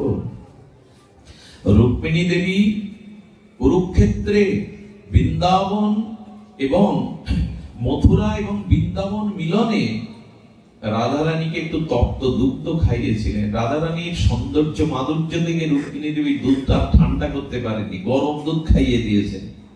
আর সন্ধ্যাবেলা রুক্মিণী দেবী তার প্রাণনাথ দ্বারকানাথের চরণ সেবা করতে গিয়ে দেখে গোবিন্দের লালিমা আর দিব্য চিহ্নিত এই কমল চরণ ফোসকা পড়ে গেছে। আর এই প্রাণনাথ, প্রভু আপনার চরণে এভাবে কে তাপ দিল, ফোসকা উঠলো কি করে? বলে, একটু আগে তো তুমিই পড়ালে। তার মানে হলো রাধারানীকে যে তপ্ত দুগ্ধটা খেতে দিলে, ওই দুধটা শীতল ছিল না, তপ্ত ছিল। আর ঠাকুরানীর হৃদয়ে আমার চরণ ছাড়া অন্য কিছু নাই, তাই ওই তাপটা আমার চরণ পুড়িয়ে দিয়েছে। এগুলো আমাদের মাথায় ঢুকবে না সুধীবৃন্দ। এই জন্য কোন সন্তান মারা গেলে অনেক মায়ের হার্ট ছিদ্র হয়ে যায়, শুনেছেন? হার্ট শোকে ছিদ্র হয়ে যায়। আত্মজত ওই নারী থেকেই, ওই গর্ভ থেকেই জন্ম দিয়েছে, তো এই জন্য হার্ট ছিদ্র হয়ে যায়। কোন পিতা উপযুক্ত বয়স্ক সুসন্তান মারা গেলে পিতার স্মৃতি শক্তি লোপ পায়, ব্রেন অর্ধেক নষ্ট হয়ে যায়, শোকটা এমন লাগে তার স্মৃতি শক্তি পর্যন্ত নষ্ট হয়ে যায়। এটা তো পিতামাতা নরমা এই রক্ত মাংসের শরীরে হয়, আর ভগবানের সাথে ভক্তের না জানি কি হয়। একজনের পায়ে ঘাসের আঘাত লাগলে একজনের হৃদয় ছিদ্র হয়ে যায়, ব্যথা লাগে। একজনের দুধ খাওয়ালে আর একজনের পা পড়ে, কারণ ওই হৃদয়ে তার চরণ ছাড়া অন্য কিছু। এগুলো এই জন্য ভক্তি, আগেই বলেছি, ভক্তি অত্যন্ত সহজ সাধ্য। যদি কপটতা ত্যাগ করে আর নিজের সুখ ত্যাগ করে ভগবানকে আনন্দ দেওয়ার জন্য যেতে পারেন। সুধীবৃন্দ, আমি বলছিলাম একটু বিধি নিষেধ, বেশি সময় নেব না, একটু বিধি নিষেধ দিন। এই ভক্তি পথে একটু বিধি মানতে হবে। বিধি মানে নিয়ম, বিধি মানে আদর্শ, আর নিষেধ মানে বর্জনাত্মক, ত্যাগ করতে হবে। একটু আপনাদের অনুরোধ করছি, এই কটি একটু ত্যাগ করুন। ত্যাগ করলেই ভক্তি খুব সহজ হয়ে যাবে। ভগবানের পথ কঠিন না, তস্যাং সুলভং পার্থ। বললেন বরটা এই তো অসত আলাপ। একটু ধ্যান দিন, খুব মার্মিক কথা। কশ্যপ মুনি অদিতিকে এই কথা বলছেন ভাগবতে। কে বলছেন? কশ্যপ মুনি। এই মহামুনি অদিতি মাকে বলছেন, কি বলছেন? বর্ণাই এ তো অসত আলাপা। যদি ভক্তি পেতে চাও, সহজ সরল শ্রী গোবিন্দের চরণে কৈঙ্কর্যময় কেবলা প্রীতি ভক্তি পেতে চাও, তাহলে বর্ণাই এ তো অসত আলাপাহা। চাকরি, ব্যবসা, কাজের মধ্যে যে কথাটুকু প্রয়োজন, ওই কথাটুকুই বলতে হবে, বলো, কিন্তু অসৎ আলাপ করো না। আন কথা, এই নিষেধটুকু যদি মানতে পারেন, জীবন অনেকটা এগিয়ে গেলেন, এই জন্মেই অনেক এগিয়ে গেলেন। চাকরি করুন, ব্যবসা করুন, প্রয়োজনে যে কথাগুলো বলতে হয় জীবন জীবিকার জন্য, ওটা বলুন, ওতে দোষ নেই। কিন্তু এর বাইরে কি বলছেন, বর্ণায় তো অসৎ আলাপম, অসৎ আলাপ অর্থাৎ পরনিন্দা, পর স্ত্রীর কথা, পরের সংসারের কথা, এই সমালোচনাগুলো করে আমাদের লাভটা কি? কিন্তু এগুলোতেই এখন আমরা মেতে আছি। রাত দিন দেখবেন এই অসৎ আলাপ, এই অসৎ আলাপে সব শেষ হয়ে যায়। কর্ণ দিয়ে এই অসৎ বার্তা, পরনিন্দা, পরচর্চা, লোকের গীবত গাওয়া, সাধুদের দোষ দেখা, সাধুদের নিন্দা করা, এইগুলো কর্ণে অসৎ বার্তা ঢুকলো আর আপনার জীবন শেষ হয়ে গেল। বিধির মধ্যে আর একটা জিনিস বলি, কৃষ্ণ বিমুখ, ভগবান বিমুখ, ভজন বিমুখ এদের সঙ্গ করবেন না। বিধির মধ্যে এগুলো খুব মানা প্রয়োজন। 10 বছরের সাধনা ওই অসৎ সঙ্গে যদি কৃষ্ণ বিমুখ, ভগবান বিমুখের সাথে মেশে, ও আপনাকে টেনে নেবে। 10 বছরের সাধনাকে টেনে নিয়ে কুপথে নিয়ে যাবে। সুধীজন, জলকে নিচে নামানো খুব সহজ, ঢেলে দিন, কিন্তু উপরে তোলা মোটর লাগবে, যন্ত্র লাগবে, মিস্ত্রি লাগবে, পাইপ লাগবে, অনেক কঠিন। এই জন্য 10 বছর ধরে সৎ চিন্তা করছেন, একদিন এক অসৎ সঙ্গের পাল্লায় পড়ে, এই জন্য বললেন অসৎ লোক, ভগবান বিমুখ, এদের সঙ্গ পরিত্যাগ করুন। মাঝে মাঝে শুধু কথা লেখা থাকে ভালো, ট্রাকের পিছনে কি লেখা থাকে, 100 হাত, ওই লেখাটা আমাদের জীবনে অসৎ সঙ্গ থেকে যেন হয়, 100 হাত দূরে থাকুন। কৃষ্ণ বিমুখের সঙ্গ করবেন না। আমাদের শাস্ত্র বলে যে প্রভু হাতির পায়ে পিষ্ট করে মারো, আগুনে পুড়িয়ে মারো, তাতে আত্মার ক্ষতি হবে না, দেহের ক্ষতি হবে, কিন্তু অসৎ সঙ্গ দিও না, তাতে আত্মা নিম্নগতি হয়ে যাবে 84 লক্ষ জনিতে। এই জন্য দয়া করে, এগুলো হলো আমাদের নিষেধ, এগুলো করবেন না। আর কি বলছেন, আমরা ওই যেমন একাদশী করি, আর বলছেন ভোগা উচ্চ অবজ তথা, এইটা একটু মানতে কষ্ট হবে, তবু ভক্তিপথে এইটা কাটা। এটা কি বলছেন এখানে, ভোগা উচ্চ অবজ তথা, অর্থাৎ উচ্চ ভোগ করতে যাবেন না। উচ্চ ভোগ মানে কি, হাতির পিঠে ওঠার ইচ্ছা, ঘোড়ায় চড়ার ইচ্ছা, রেশমি কাপড় পরার ইচ্ছা, নেপালি কম্বল পরার ইচ্ছা, চেয়ারটাও বাড়ি রাজপ্রাসাদের মতো চেয়ারে না হলে বসতে পারবো না, এই উচ্চ ভোগ মানুষকে ত্যাগ বৈরাগ্য থেকে দূরে সরে নিয়ে যায়। আপনারা জানেন মহাত্মা গান্ধী চরকা কাটায় ওই একটা থান পরেই সারা জীবন কাটিয়েছেন। বিতর্ক থাকতে পারে তাকে নিয়ে, কিন্তু বিশ্বের অন্যতম একজন তিনি প্রসিদ্ধ মানুষ। আমাদেরই জন্মস্থানে ওই জেলার মধ্যে একজন জন্মেছিলেন বিশ্বখ্যাত বিজ্ঞানী স্যার পিসি রায়, আচার্য প্রফুল্ল চন্দ্র রায়, সারা বিশ্বের একজন বিখ্যাত এই বিজ্ঞানী স্যার পিসি রায়। ওই 4 হাতে একটা ধুতি, এই একটা থান আর গায়ে একটা থান করতেন। বিদ্যাসাগর মহাশয় সারা জীবন তাই করেছেন। এরা নমস্য, এরা প্রণাম্য। এই জন্য খুব উচ্চ ভোগের চিন্তা থাকলে হোটেলে যদি খেতে হয় সেরাটনে, বসতে যদি হয় বাড়িতে চেয়ারে, তারপর ওই যে নবাব বাদশারা যে চেয়ার করতে, ওতে বসতে হবে। এই যে রেশমি কাপড় পরতে হবে, নেপালি কম্বল ছাড়া আমি গায়ে, যদি এরকম উচ্চ ভোগের চিন্তা থাকে, এই ভোগ আপনাকে ভক্তিপথ থেকে ভগবানের সুখতে দূরে সরিয়ে নিয়ে যাবে। আবার নিচ ভোগও ভালো না। উচ্চ ভোগও যেমন ভক্তির বাধা, নিচ ভোগও, আমি সাধারণ করেই বলছি, ভক্তিপথে যেতে বিধি নিষেধ, কি নিচ ভোগটাও ভালো না। নিচ ভোগের কথা বলতে ভালো লাগে না, এটি ইন্ডিয়াতে বেশি দেখি, এরকম করে চেলে দেয়, খর্নে না কি বলে, খৈনি নাকি, এইসব ভোগও ভালো না। পান খাবেন খান, আমার তাতে আপত্তি নেই, 4-5টা মিশাচ্ছে ওতে, জর্দা, তামাক, চুন খয়ে, এগুলো নিচ ভোগ, এগুলো ঠিক নাই। আমাদের আবার আছে মহাপ্রভু পান ভোগ দিতে হয় বলে পান, আমরা 4-5টা পাবো, এরকম না। অনেকেই আবার মহাপ্রভুকে দেওয়ার নাম করে পায়। পান খারাপ জিনিস না, ভেষজ, কিন্তু তাতে যেসব বিষয় আমরা এক একজনের কাছে দেখি কটু রয়েছে, 4 মুখের কটু, ওইখানে এক এক থেকে এক এক রকম বের করে। এগুলো ঠিক নাই। নিচ ভোগটাও ঠিক না। আজকে কালী পূজা তাই একটু খেয়ে নিলাম, এরকম নিচ ভোগ ঠিক না। এইসব জিনিসগুলো ভাবা ঠিক না। উচ্চ ভোগও যেমন ঠিক না।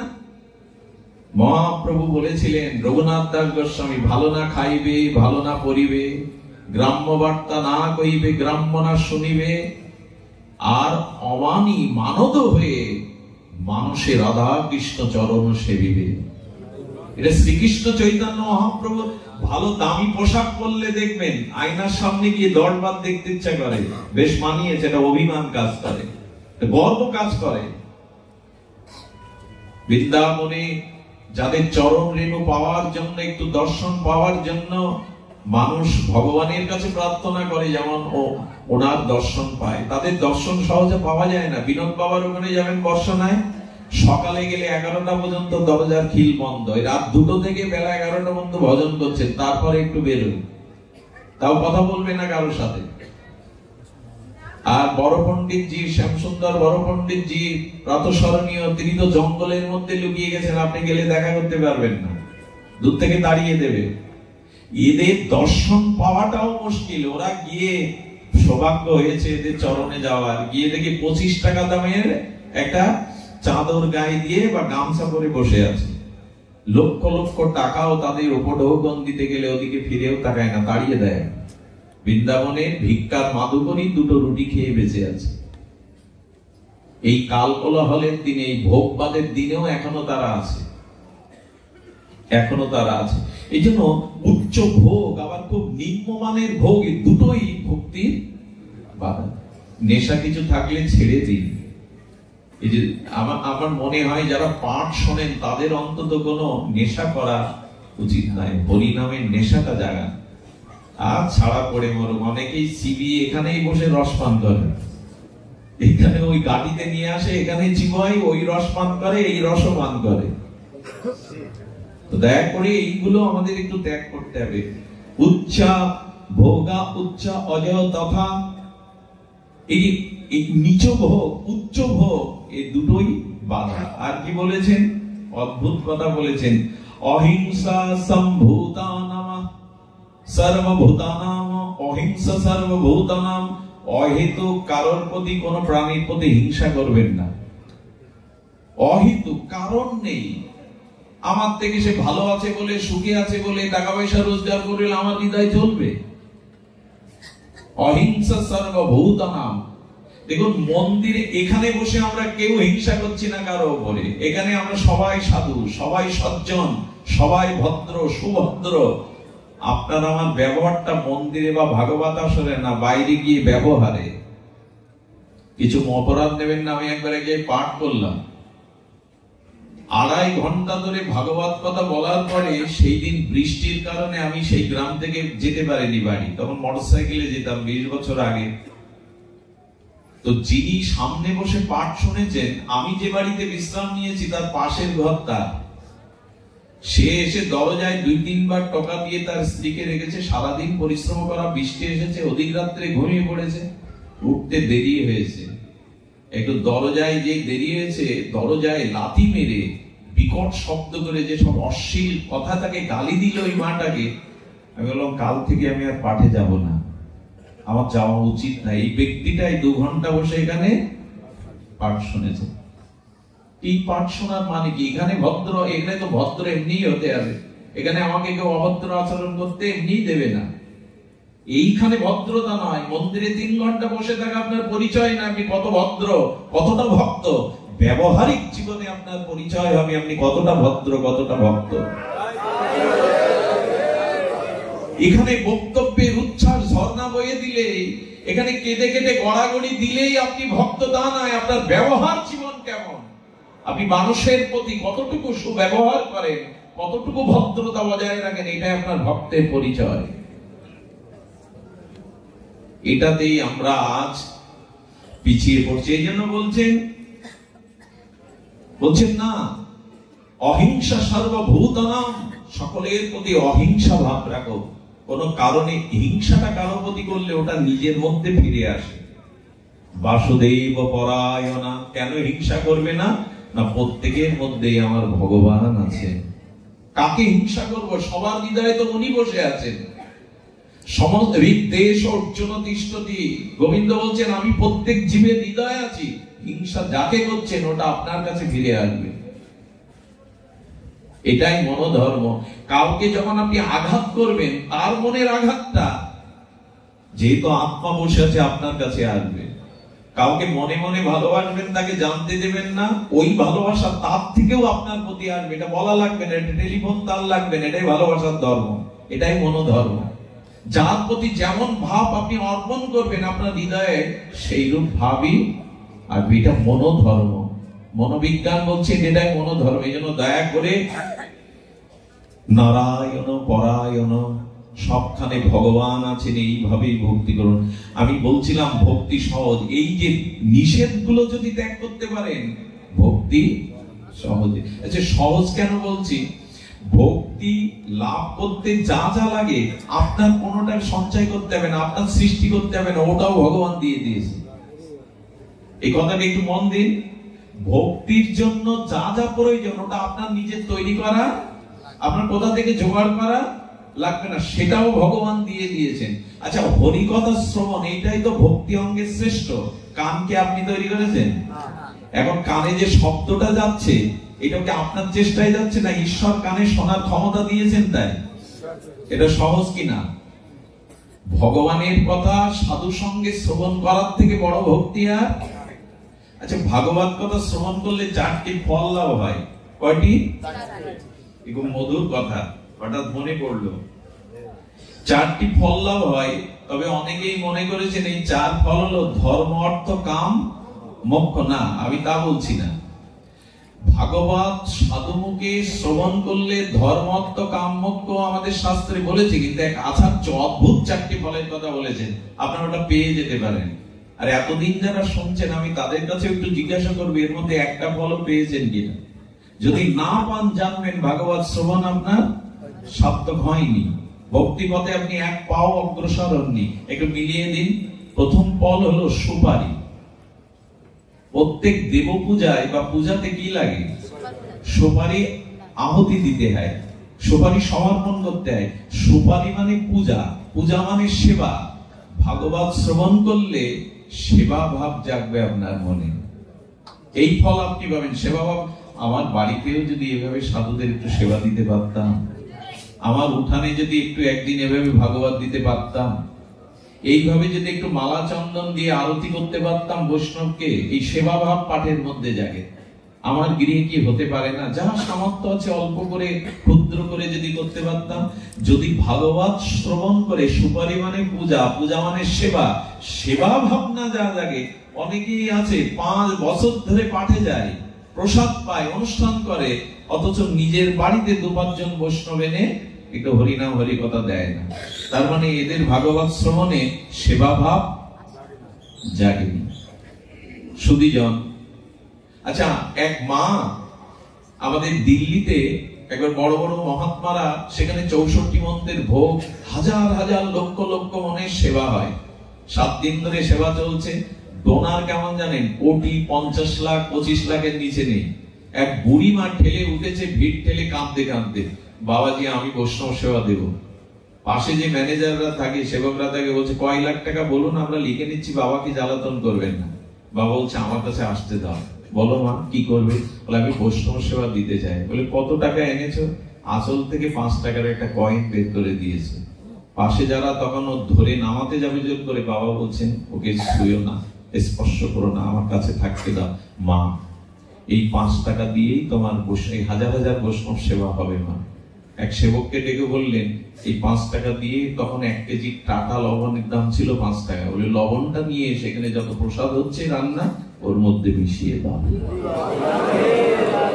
উনি কি দেখলেন? লক্ষ কোটি টাকা ডোনার সেখানে। উনি কি দেখলেন? ওর মনে সেবা ভাবনাটা জেগেছে, আমি যদি সেবা করতে পারতাম।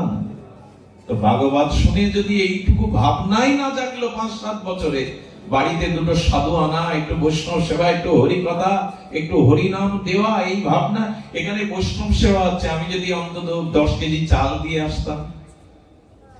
ভাগবত শুনলে সেবা ফল জাগবে। সুপারি। দ্বিতীয়টা হলো আম, আম্র। আম হলো রসালো অমৃত ফল।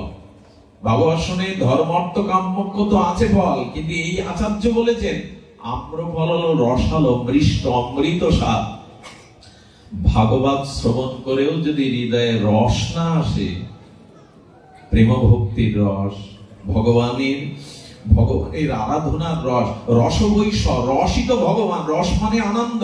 এই জন্য ভগবানকে বলা হয় রসবৈষ, রসিকেন্দ্র মৌলি, রসিক শেখর। তো যে রসের কথা শুনছেন, সেই রস যদি হৃদয় একটু নরম না হয়, একটু হৃদয় কোমল না হয়, একটু কঠিন থেকে বিগলিত না হয়, হৃদয় যদি একটু সরস না হয়, জানেন ভাগবত শ্রবণেও আপনি ফল পাননি। আম তো রসালো হবে, আম তো রসালো হবে। হৃদয়টা যদি একটু দয়া, করুণা, কৃপা, আর্দ্র না হয়, একটু রস, সেই কঠিনই থেকে গেলাম, সেই কটু কথা বলা, সেই কটু ব্যবহার করা, কঠোর আচরণ করা, কারো প্রতি দয়া কৃপা ভাব না রাখা, তো ভাগবত শুনলাম কি? এই জন্য আম্র দ্বিতীয় লাভ হবে কি ভাগবত শুনলে? না, হৃদয়টা রসালো হবে। তৃতীয়টা হলো কদলী। কদলী মানে কলা। কলা হলো মিষ্টি। কলা কি? এই জন্য সুগারের পেশেন্ট যারা, ডাক্তার তাদের বেশি কলা খেতে নিষেধ করে। মিষ্টি বলো ভাগবত শুনে এই একটা ফল হয়েছে তো, তোমার ব্যবহার মিষ্টি হয়েছে তো, তোমার কথাবার্তা, চাল চলন, এগুলো মিষ্টতা এসছে তো। এখান থেকে উঠে গিয়ে যদি একজনকে ঠেলে মেলে ফেলে দিই, আরে পথ দাও, দেখতে পাচ্ছ না? ব্যবহার হলো কি? মিষ্ট হলো কি আপনার আচার ব্যবহার, কথাবার্তা? বাক্যই যদি মিষ্টি না হলো, কঠোরতাই যদি না গেল, আরে লোকের উপর দুর্ব্যবহারই যদি করলেন, তো আপনি ভাগবত কি নিলেন? কি ফল পেলেন এখানে এসে? এই জন্য একটু মিষ্ট হতে হবে, ব্যবহার আচরণ মিষ্টতা হতে হবে। আমি এগুলোর ব্যাখ্যা অনেক আছে, আমি সংক্ষিপ্ত করি। চতুর্থটা হলো শ্রীফল, নারিকেল। ভাগবত শ্রবণ করলে এই ফল লাভ হবে। নারিকেলের দুটো অংশ, বাইরের অংশটা কঠোর আর ভেতরের অংশটা নির্মল, জলে ভরা, রসে ভরা। নারকেল থেকেই তো তেল হয় নাকি? নারকেলের দুধ হয়, মানে রসে ভরা। আচ্ছা, বাইরেটা কঠোর আর ভেতরে, যারা দীর্ঘদিন ধরে হরিকথা শুনছেন তাদেরও এই দুটো রূপ। বাইরের রূপ কঠোর কেন জানেন? অন্য কোন প্রাণী এসে নারকেল গাছের ঝুনো নারকেল খেতে পারে না, কারণ ওই শক্ত আবরণ ভেদ করতে পারে না। সুধীবৃন্দ, ঠিক তেমনি ভাগবত শুনলে স্ত্রী, পুত্র, সংসারের মায়া একটু আবরণ হয়ে যায়, ভেতরে আর আবেগ কাজ করে না, খুব মায়া কাজ করে, একটু শক্তভাব হয়ে যায়। এরা আছে কিন্তু এদের জন্য আমি জীবন যৌবন শেষ করতে পারি না, মানে একটা আবরণ পড়ে যায়, মায়া যাতে ভেতরে না ঢুকতে পারে। দেখুন, এখানে স্বামী স্ত্রীও এসছে, ভাই ভাই এসছে, ছোট সন্তান নিয়েও এসছে, কিন্তু যারা মনোযোগ দিয়ে পাঠ শুনছে তাদের আর ওখানে মনে নেই যে আমার সাথে আজ স্ত্রী, আমার ভাই, আমার সন্তান এসছে। এটা মায়া এখন ঢুকতে পারছে না। কঠোরতা মানে এই যে অতি আবেগ, স্ত্রী, পুত্র, ঘর সংসারের প্রতি অতি আবেগ, এটা শক্ত হয়ে যাবে আবরণ। আপনার ভেতরে আর এই আবেগগুলো সহজে ঢুকতে পারবে না। বাইরে কঠোর হয়ে গেল আর ভেতরটা হয়ে গেল নির্মল, ভগবানের জন্য নির্মল হয়ে গেল। কি কি ফলের কথা বললাম? সুপারি, আম, কলা, নারিকেল। এর একটাও পেয়েছেন তো? এর একটা যদি পান তো জানবেন হরিকথা বলাও সার্থক হলো, শ্রবণ সার্থক হলো। ব্যবহারে আমি সব শেষে আছি। ভক্তি সহজ বলছিলাম, কিন্তু একদিনে তো হয় না। কানটা ভগবান দিয়েছেন, শোনার শক্তিটাও তিনি দিয়েছেন। এই কানে হরিকথা শোনা খুব কঠোর, ভক্তি অর্জন করা খুব কঠিন। এইটুকু কেন করছেন না? যেখানে হরিকথা কানটা খাড়া করে শোনো। ভগবান হচ্ছে কানও দিলাম আমি, শ্রবণের শক্তিও দিলাম আমি, বক্তা যা বক্তব্য দেবে সেই ভাগবত গীতাও দিলাম আমি, তুমি শুধু কানটা রেডি খাড়া করে আমার কথা শুনতে রাজি নাও। ভক্তি কঠিন। হোম করতে গেলে কি লাগবে? ঘি আনো, পুরোহিত আনো, এটা লাগবে কি না? বিল্লপত্র আনো, সমিদগ্নি আনো, বেদ আনো, মন্ত্র আনো। কানে কথা শুনতে কিছু আয়োজন করতে হয়েছে আপনারা? কান দিয়েছেন ভগবান, শ্রবণ শক্তি দিয়েছেন ভগবান, শুধু কানটা খাড়া করে তাতেও যদি অলসতা হয় তা আপনি ভগবান পাবেন কি করে? ভক্তি কত সহজ দেখুন, জ্ঞানের মতো না, কর্মের মতো না। কানও ভগবান দিয়েছেন, শ্রবণ শক্তিও দিয়েছেন। আচ্ছা, মুখ একটা কান দুটো কেন? ভগবান বলছে বলবে কম, শুনবে বেশি। হরি কথা বেশি শুনবে, কথা কম বলে হরি কথাটাই বেশি শুনবে।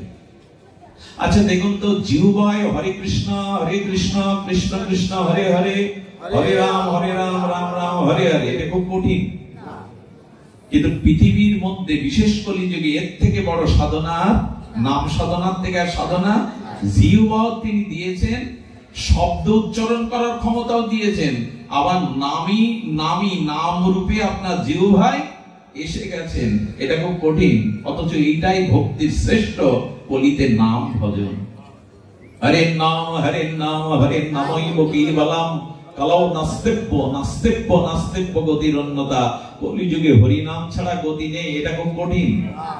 এখন বলুন তো, হরে কৃষ্ণ, এটা কঠিন, এটা কঠিন, কিন্তু কঠিন তো করে ফেলেছি। সারাদিনের মধ্যে বলেছি তো, হা রাধে, হা কৃষ্ণ, হা গোবিন্দ, কত কথাই তো বলেছি। মুখে ফেনা তুলে দিয়েছি সংসারের কথা বলতে বলতে। স্ত্রীকে ডাকি, বাজারে আলু কত করে, আলুর নাম ধরে ডাকি। ভগবানকে ডাকি করি, জিহ্বাটাতে শুধু একটু নাড়াতে হবে ভগবানের নামে। আর এতে বিধিবিধানও নেই, যেখানে সেখানে যত্র তত্র জপ যদি না করতে পারো মালাতে, তো মুখে বলো কই। এটাও কি কঠিন? ভগবান পাওয়া কলিযুগে মহাপ্রভু কত সহজ দিয়েছেন। তোমার কোথাও যেতে হবে না, বাড়ি থেকে মন্দিরে, তীর্থে, গয়া কাশিও যাওয়া লাগবে না। যে ঘরের মধ্যে আছো ওখানে বসে কান খাড়া করে হরি কথা শোনার জিভটা নাড়াও। এইটুকু করতেও যদি অলসতা থাকে, দাবি করব কি করে যে উদ্ধার হতে চায়, তোমাকে পেতে চায়? দয়া করে জিভটা নাড়ান, জিহ্বাটা নাড়ান। ওখানে রস দিয়েছে ভগবান, আর একটু ভক্তি রস মিশিয়ে ভগবানের নাম নিন। সবরই কোনো অন্য কিছু করেনি, শুধু রামের প্রতিজ্ঞায় থাকতো, রাম রাম রাম সিয়া রাম সিয়া রাম সিয়া রাম। এই এক রাম বলতে বলতেই রাম তার কুঠিরে এলো বনের মধ্যে। মনি ঋষির আশ্রমে যায়নি, আগে সবরীর কাছে এলো। অনুরোধ করছি নামটা নিন, নাম ছাড়া অন্য সাধনায় এই যুগে মুক্তি, প্রেম, ভক্তি মিলবে না। নামে অভ্যাসটা করুন। নাম অভ্যাস করতে করতে নাম জেগে যাবে আপনার মধ্যে। জিহ্বার তুণ্ডে তাণ্ডবী নিরতি বিদুনতি তুণ্ডাবলী লব্ধায়। রূপ গোস্বামী বলছেন, নদীর তরঙ্গ সাগরে যেমন ঢেউ খেলে, কবে আমার জিহ্বায় নামের তরঙ্গ উঠবে, তুণ্ড তাণ্ডবিনী নৃত্য করবে, হরি নামে আমার জিহ্বা কবে নৃত্য করবে সর্বদা। এরই নামই তো ভক্তি, এরই নামই তো ভক্তি। এই ভগবানের নাম দেখুন, জিহ্বা দিয়েছেন ভগবান, নামও দিয়েছেন ভগবান, উচ্চারণের ক্ষমতাও দিয়েছে ভগবান। আর এইটুকু শুধু নাড়ানো, এটা কঠিন। একটা যজ্ঞ করতে গেলে, একটা দান করতে গেলে কত কি কঠিন, কিন্তু জিহ্বায় নাম নেওয়াটা এতটুকুতেও রুচি হলো না, তার হবে কি মা? আমার কথাগুলো আজ একটু কর্কশ, আমার কথাগুলো আজ একটু শাস্ত্র মার্গের, বিধি মার্গের। কেন বলছি? আবেগ দিয়ে কিছু হয় না এ পদে, হই হুল্লোড় করে আবেগ দিয়ে কিছু হয় না। শাস্ত্রকে যথাযথ রূপে ধারণ করতে হবে। মহাপ্রভু ভক্তি বলেছেন। আচ্ছা, চোখে বিগ্রহ দেখা কঠিন। চোখে তো সবার রূপ দেখি, জগৎ দেখি, আকাশ দেখি, তারা দেখি, সমুদ্র দেখি, সিনেমা দেখি, টেলিভিশন দেখি, খেলা দেখি, সবাইকে দেখি। বাবা বললেন, বিগ্রহের সামনে গিয়ে নয়ন ভরে একবার যুগলকে দেখো। এটা কঠিন। বিগ্রহ দর্শন করলে প্রেম ভক্তি হয়ে যায়। ভগবানের সামনে যেতে হয়। ঘরের মধ্যে যে যেটা ঠাকুরের আসনে পাতা আছে, একটু সামনে গিয়ে দেখুন না, ওই রূপ দিলে। আপনাদের মনে আছে ধনুর্দাস,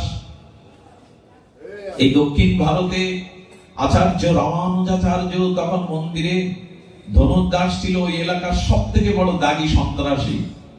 আর তার নাম শুনলেই পাশ দিয়ে পথ দিয়ে দিত, কেউ তার মুখের উপরে কথা বলতো না। আর এই ধনুর্দাস ওই তল্লাটের একজন শ্রেষ্ঠ সুন্দরী যুবতীকে সাদা ঘোড়ার পিঠে উঠিয়ে তিনি মন্দিরে আসতেন, যে মন্দিরে বাস করতেন বলদেবের অবতার, চতুর্সম্প্রদায়ের অন্যতম আচার্য শ্রেষ্ঠ রামানুজাচার্য। রামানুজাচার্য একদিন তার সেবককে বলছেন, ও কে আসে রে? বলল ধনুর্দাস। সামনে মেয়ে ছেলেটাকে এনে ওই মেয়ে ছেলে আর ঠাকুরের বিগ্রহ দেখতে আসে।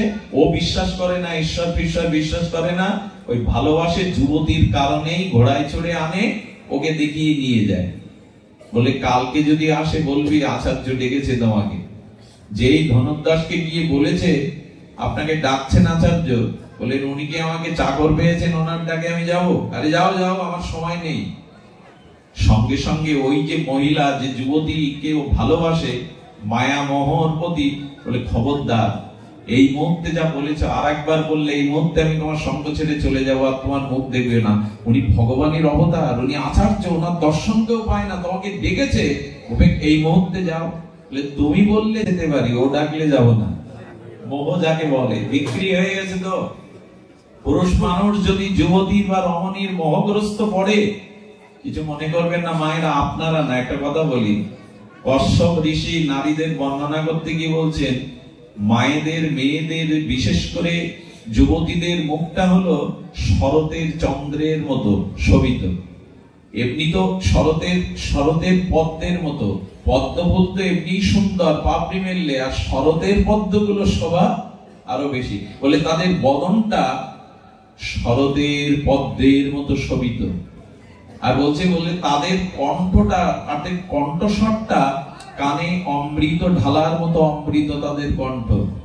কশ্যপ বললেন কি, যারা ভজন করে না, যারা ভজন বিমুখ, সেই নারীদের এই দুটো গুণ থাকলে তাদের হৃদয় কি দিয়ে গড়া জানো? ধারালো তলোয়ারের মতো, সব কেটে শেষ করে দিতে পারে।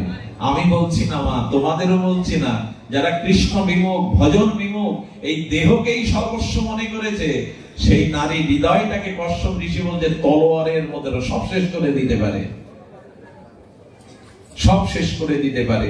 যদি মায়েরা ভজনশীল না হয়, সতী সাধ্বী না হয়, এরা সব পারে। নিজ স্বার্থের জন্য এরা স্বামী সন্তানের গলাও কেটে দিতে পারে, আগুন ধরিয়েও দিতে পারে।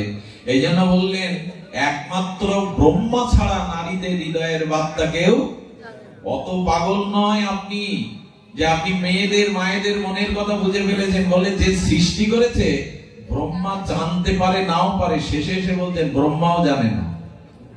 পুরুষের ভাগ্য আর নারীর হৃদয় মন, এ দুটো ব্রহ্মারও জানার, আপনি আমি তো কোন তুচ্ছ। এই জন্য শাস্ত্র বলেছেন একবার মোহ এসে গেলে, যদি আপনারা তো ভজন করেন, আপনারা হরি কথা শোনেন, আপনাদের কথা বলছি না, ভজন বিমুখ যারা দেহকে সাজাতে, দেহভোগ সর্বস্ব এই জগতে এসেছে, তাদের মোহে যারা পড়বে, জানবেন ভেতরে তলোয়ার সব কেটে শেষ করে দেবে। এটা পুরুষদের বেলাও হতে পারে। আমি যেটা বলছিলাম, যে এই জন্য মোহগ্রস্ত ধনুর্দাস যেই চলে গেল, রামানুজাচার্য ডেকে বললেন বসো। ওকে ঘোড়ার পিঠে উঠে মন্দিরে কেন আসো? বলো সুন্দরী বলে।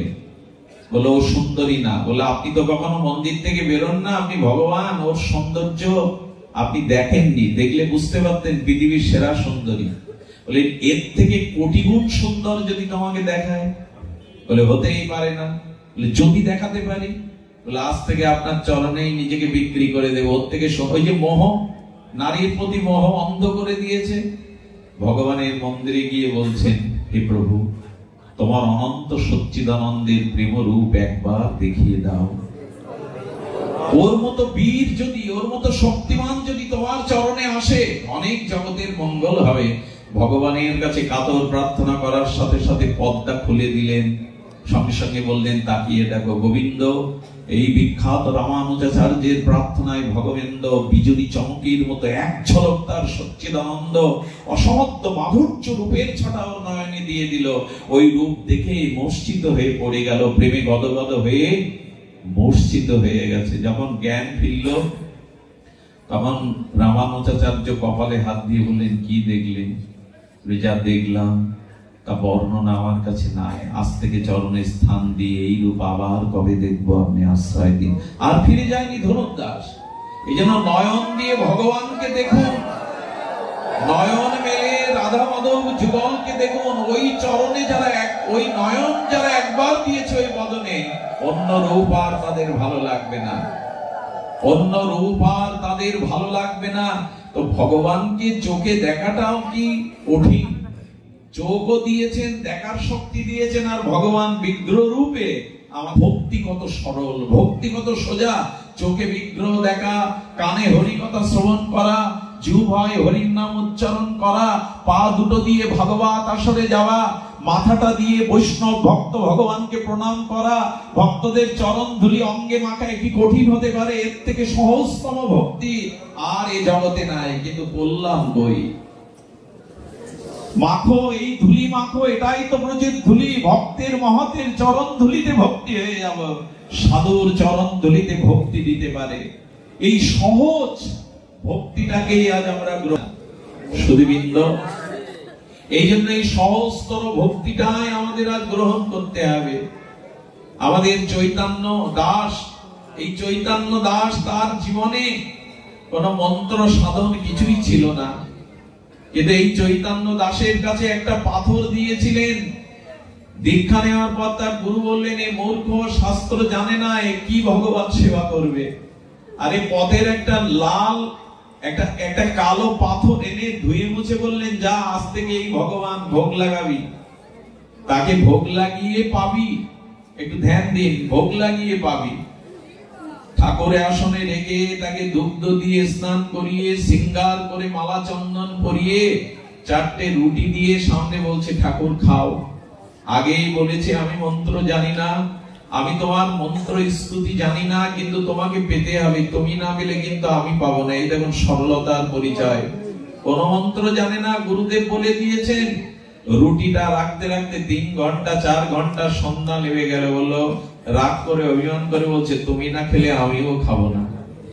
এইভাবে দীর্ঘ 5টা দিন না খেয়ে পড়েছিল। ভোগ লাগায় খায় না, ও পড়ে থাকে, দেখি তুমি কতক্ষণ পারো, আমি মরবো তবু তুমি না খেলে। দেখুন কোন মন্ত্র নেই, কিন্তু হৃদয়ের এই অনুরাগ দিয়ে ভগবানকে বলছে, তুমি না খেলে খাবো না। 5 দিনের মাথায় ওরা ওঠারও শক্তি নেই। ভগবান তখন চিন্তা করলেন, ওর এই দুর্দশার জন্য তো আমি দায়ী হব, অসুস্থ হয়ে পড়ে থাকলে তো আমি দায়ী হব। এরকম ব্যাকুলতার কাছে ভগবান পরাজিত হয়ে ভক্ত বাঞ্ছা কল্পতরু প্রকট হয়ে গেলেন ওর কাছে। প্রকট হয়ে বললেন, এই আমি এসেছি, আমি পাবো। আর ভগবান ওর ভক্তির দেওয়া সেই রুটিগুলো, 4টে রুটি 3টে পেয়ে বসেছে। আরে যেই 3টে পেয়ে বসেছে, ভক্ত হাত ধরে বলছেন, সব তুমি পাবো, তুমি কি দেখো নেই, তুমি কি জানো না আমি 5 দিন না খেয়ে পড়ে আছি? সব তুমি পাবে, আমি তো তোমার সামনে 5 দিন না খেয়ে পড়ে আছি। বলে, সত্যিই তো মনে নেই। ভগবান তখন হাতে করেই ভক্তের বদলে তুলে দিচ্ছেন রুটিগুলো। 5 দিনের তার ব্যাকুলতা, আর এই ব্যাকুলতায় তাকে ওই রুটিগুলো দিয়ে দিলেন। রুটি পাওয়ার পরে বললেন, প্রভু এবার থেকে আসবে, তুমি পাবে, আমি কিন্তু এমনি করে প্রসাদ পাবো। চৈতন্য দাসের ভগবত কৃপা হয়ে গেল। ভক্তি কঠিন নয়, একটু সরল, একটু হৃদয়। এই বৃন্দাবনে আসতে আসতে আমি বিশ্রাম করছি। আসলে এত সুন্দর পরিবেশ, লোভ সামলাতে পারি না, সময়ের কাণ্ড জ্ঞান থাকে না। লোভী ব্যক্তির সামনে ভালো খাদ্য দিলে যা হয়। সুধীবৃন্দ, বৃন্দাবনে চলে গেছেন গ্রামের আকার মূর্খ, আর তাকে সব বোকা হাবা হাবা বলে ডাকে। এই হাবারাম কি করবে? গুরুদেবের ওখানে মাঝে মাঝে পাঠ শুনে, আর গুরুদেব বললেন, তুই আর কি করবি, যা ভান্ডির বনে এই গরুগুলো চড়িয়ে বেড়া। আশ্রমের 5-6টা গাভী মামা আছে, এদের চড়ে বেড়া, সন্ধ্যায় এসে প্রসাদ পাবি। উনি বসে বসে কৃষ্ণের মাধুর্য বর্ণনা শোনেন। সেই ময়ূর বিচ্ছুধারী, ত্রিভঙ্গ মুরারি, বংশীধারী, মুরলীর ধারী, চরণে বাঁকা নুপুর, বাঁকা মল, এইভাবে যখন গুরুদেব বর্ণনা করেন, বলে কৃষ্ণের এত ভালো দেখতে, এত সুন্দর দেখতে। আচ্ছা, গুরুদেব গাভী নিয়ে কৃষ্ণ কোথায় যায়? বলো ভান্ডির বনে। বলো ওখানে রুটি সবজি বেঁধে নিয়েছে, আসলে বেঁধে নিয়ে ভান্ডির বনে গিয়ে গরুগুলো ছেড়ে দিয়ে তাকে দিকে তাকাচ্ছে। কৃষ্ণ তো তাহলে এসছে সকালের কোথায়? যখন বেলা গড়িয়ে যাচ্ছে তখন বললো, শোনো, আমার গুরুদেব মিথ্যা হতে পারে না, গুরু বাক্য সদা সত্য। তুমি এই বনে এসেছো, আমি হাবা বলে লোক আমাকে পাগল বলে বলে, সরল বলে দেখা দিবে না, কিন্তু তোমাকে দেখা দিতেই হবে। এভাবে যখন বেলা চলে যাচ্ছে, এটাই তো ভক্তি, এটাই তো ভগবান চান। ওই মাঠের ধুলার মধ্যে মুখ বুজে কাঁদছে আর বলছে, এসো কানা, এসো। আমার গুরুদেবের কথা মিথ্যা হতে পারে না। আমি প্রতিদিনই আসি, তুমি দেখা দাও না। আজ তোমাকে দেখা দিতে হবে, আমি মুখ তুলবো না এই মাটি থেকে, এখানেই পড়ে থাকবো, খাবো না, দাবো না, গুরুদেবের কাছে ফিরে যাবো না, দেখা দাও। গোধূলি বেলায় ভগবান সহ্য করতে পারলেন না। এই ভক্তের আত্মনিবেদন, এই ভক্তের নিবিড় ভালোবাসায় ভগবান পরাভূত হয়ে গেলেন। নীল বালক সম গোবিন্দ প্রকট বৃন্দাবনের সেই নীল আভায় ভরে গেল। ওর সামনে এসে বলছে, ওঠো ওঠো তুমি, এই দেখো আমি এসেছি। যেই এসেছে জড়িয়ে ধরে বললেন, কানাইয়া কানাইয়া তুমি এতদিন আসো, দেখা হয় না, দেখা দাও না। আমার গুরুদেবের কথা না শুনলে তো দেখা পেতেন না। আচ্ছা এসেছো যখন, আজ থেকে তুমি আমি বন্ধু। সরল তো, সরল রায় আগে পায়। তুমি আমি বন্ধু। গোবিন্দ হাত বাড়িয়ে বললেন, আমি তো গীতায় এ কথাই বলেছি, সূরিদম সর্বভূতানাং, আমাকে বন্ধু করে নাও। আমার মতো বন্ধু কাউকে পাবে না। মৃত্যুর পরে বন্ধু বান্ধব শ্মশান পর্যন্ত যাবে, তারপরে তো কেউ যাবে না। কিন্তু আমি তোমার দীনবন্ধু, আমি ওই পারেও দাঁড়িয়ে থাকবো তোমার জন্য। আমি ওপারেও, মৃত্যুর ওপারেও তোমার জন্য দাঁড়িয়ে থাকবো। আমি ভুলে যাব না তোমায়। গোবিন্দ বলেছেন, সুরিদাং সর্বভূতানাং জ্ঞাতামাং শান্তিমিষ্যতি। ওগো মানুষ, যদি শান্তি পেতে চাও আমাকে বন্ধু করে নাও, আমাকে হৃদয়ের একজন করে নাও। আমি বন্ধু হওয়ার জন্য গীতাতে আমার বাণী দিয়ে হাত বাড়িয়েছি, সুহৃদাং সর্বভূতানাং। এই জগতে কোনো বন্ধু নাই, গুরু বিনা গোবিন্দ বিনা কোনো বন্ধু নাই। আমাদের জগতের বন্ধু স্বার্থ দিয়ে গড়া। এখানে স্বার্থ না থাকলে আর কেউ কাউকে থাকে না পাশে। এই জগৎটা স্বার্থের, এই জগৎটা কামনা। এখানে স্বার্থ ফোরালে কোনো বন্ধু পাওয়া যায় না। গোবিন্দ বললেন, আমি তোমায় কখনো ছেড়ে যাব না। তখন বলছে কি, দেখো এই রুটি এনেছে, আমিও খাইনি, দুটো তোমার দুটো আমার। গোবিন্দ ছিঁড়ে ছিঁড়ে আর এই হাওয়ার গালে, হাওয়া যাকে বলছি শুদ্ধ সরল ভক্তর গালে দিচ্ছে, ও রুটি দিয়ে দিচ্ছে। এইভাবে 4-5 দিন গোবিন্দ আর মেলে আর ওই রুটি দিয়ে যায়। ওই রুটি খেতে খেতে, রুটি খেতে খেতে বলছেন, গুরুদেব এবার থেকে দুটো রুটি বাড়িয়ে দিয়ে। আরে আপনি গোবিন্দ আমাদের কানাইয়ের কথা বলেছেন, আমার বন্ধু হয়ে গেছে, ওকে আমি ভাগ দিয়ে ভাগাভাগি করে খাই। গুরুদেবের কাছে যখন এটা বলেছে, বলো দুটো রুটি কে খায় বললি? বলে যার পরিচয় দিলেন। তবে গুরুদেব আপনি একটু ভুল বলেছেন। সরল তো, এ কথা তো গুরুদেবকে বলা ভুল। কি আপনি যে রূপের বর্ণনা দেন তার থেকে কোটি সুন্দর আরো সেবে আপনি যে বর্ণনা দিয়েছেন, তার থেকে নয়ন ফেরানো যায় না গুরুদেব। ওর চোখে যদি চোখ দেই না, চোখ দিয়ে আপনি জল যাবে। ওকে একবার দেখার থেকে আমার মনে ওই মুখ ছাড়া অন্য কোনো মুখ আর আসে না। ঘুমিয়ে পড়লে, চোখ বন্ধ করলে, জলের তলে ডুব দিলেও দেখি ওই মাধুর্যময় মুখ। গুরুদেব আপনি যা বর্ণনা করেছেন তার থেকে কোটি গুণ সুন্দর আমাদের কানাইয়া। গুরুদেব বললেন, কিছু ঘটলো না তো? যার ভগবত দর্শন হয় তার চোখের ভাষা বদলে যায়, তার চেহারার মধ্যে অন্য একটা মাধুর্য আসে। গুরুদেব আপাতমস্তক দেখছে, সত্যি কিছু ঘটলো না তো? সারা জীবন ব্রজে পড়ে রইলাম, ওই কৃপা তো হলো না। ও গরুর একটা সরলদের হতে পারে। আচ্ছা দুটো রুটি আমি তোকে দিতে পারি, কিন্তু তোর বন্ধুকে আজ আশ্রমে নেই রুটি পাওয়াতে হবে, পারবি? এই আর কেমন কঠিন কথা। আমি আনবো। বলে যা, আনলে আমি তোকে পুরস্কার দেবো, এই রুটি দেবে এখানে। সেই যে দুটো রুটি দেয়নি আর দুটো নিয়ে গেছে, গোবিন্দ বলছেন ভাগ দাও, এটা খাওয়ার জন্য। গোবিন্দ লোভ, তোর ভক্তের দ্রব্যের মধ্যে তো তার লোভ না, ওই দ্রব্যের মধ্যে যে ভক্তি আছে ওটা ভগবানের খুব লোভ। কেড়ে কেড়ে খায়। ওইটা যখন আগলা করেছে তখন রুটিটা হাতের মুঠোয় মুঠে বলছেন, আজ তোমায় দেব না কানাই। বলে কেন? বলো যার জন্য তোমাকে পেলাম, যার জন্য ব্রজবাস পেলাম, আমার গুরুদেব আজ আমাদের সেবা আশ্রমে নিতে বলেছেন, তোমাকে যেতে বলেছেন। গোবিন্দ দুহাত পিছিয়ে এসে বললেন, সবাইকে দেখা আমি দেই না, সবার কাছে আমি ধরা দেই না। যুগ যুগান্তর মুনি ঋষি তপস্বী কোন সাধন ভজন করে আমাকে পাই না। তুই সরল বলে, হৃদয়ে নিষ্পাপ বলে আমি তোকে দেখা দিয়েছি, তোর গুরুদেবের পাণ্ডিত্য আছে, কিন্তু তোর মতো সরল বিশ্বাস তোর গুরুদেবের না। তখন কি করলে জানে, রুটিটা আবার আঁচলে বেঁধে বলল, আমার তোমাকে পাওয়ার কারণ গুরুদেব, তুমি যদি আমার কথা না রাখো, আজ থেকে তোমার সাথে আমার বন্ধুত্ব খারিজ। আমি আর তোমার মুখ দেখবো না, আমি আর কোনোদিন তোমার জন্য রুটি এনে ভাত দেবো না, যাও তুমি চলে যাও। কতটা ভালোবাসলে এ জাতীয় অভিমান আনা যায়। যখন গোধূলি নেমে আসছে, গাভীগুলো নিয়ে ফিরবে, মন মুখ গোবিন্দকে দেখবার জন্য, কিন্তু বললেন না, গুরুদেবের কথা রাখতে পারবো না, তুমি নিষ্ঠুর, তোমার ভিতরে দয়া মায়া নেই, তোমার দিক। গোবিন্দের ওই যে বেদনা, গোবিন্দের বুকটাকে ভেঙে চুরে দিচ্ছে। গোবিন্দ না পেরে দৌড়ে এসে হাত ধরে বললেন, যাস না, তুমি আমাকে বলে থাকতে পারলে, আমি তোকে বলে থাকতে পারবো না। ওরে যে একবার আমায় চায়, সে না চাইলেও আমি তাকে সারা জীবন চাই।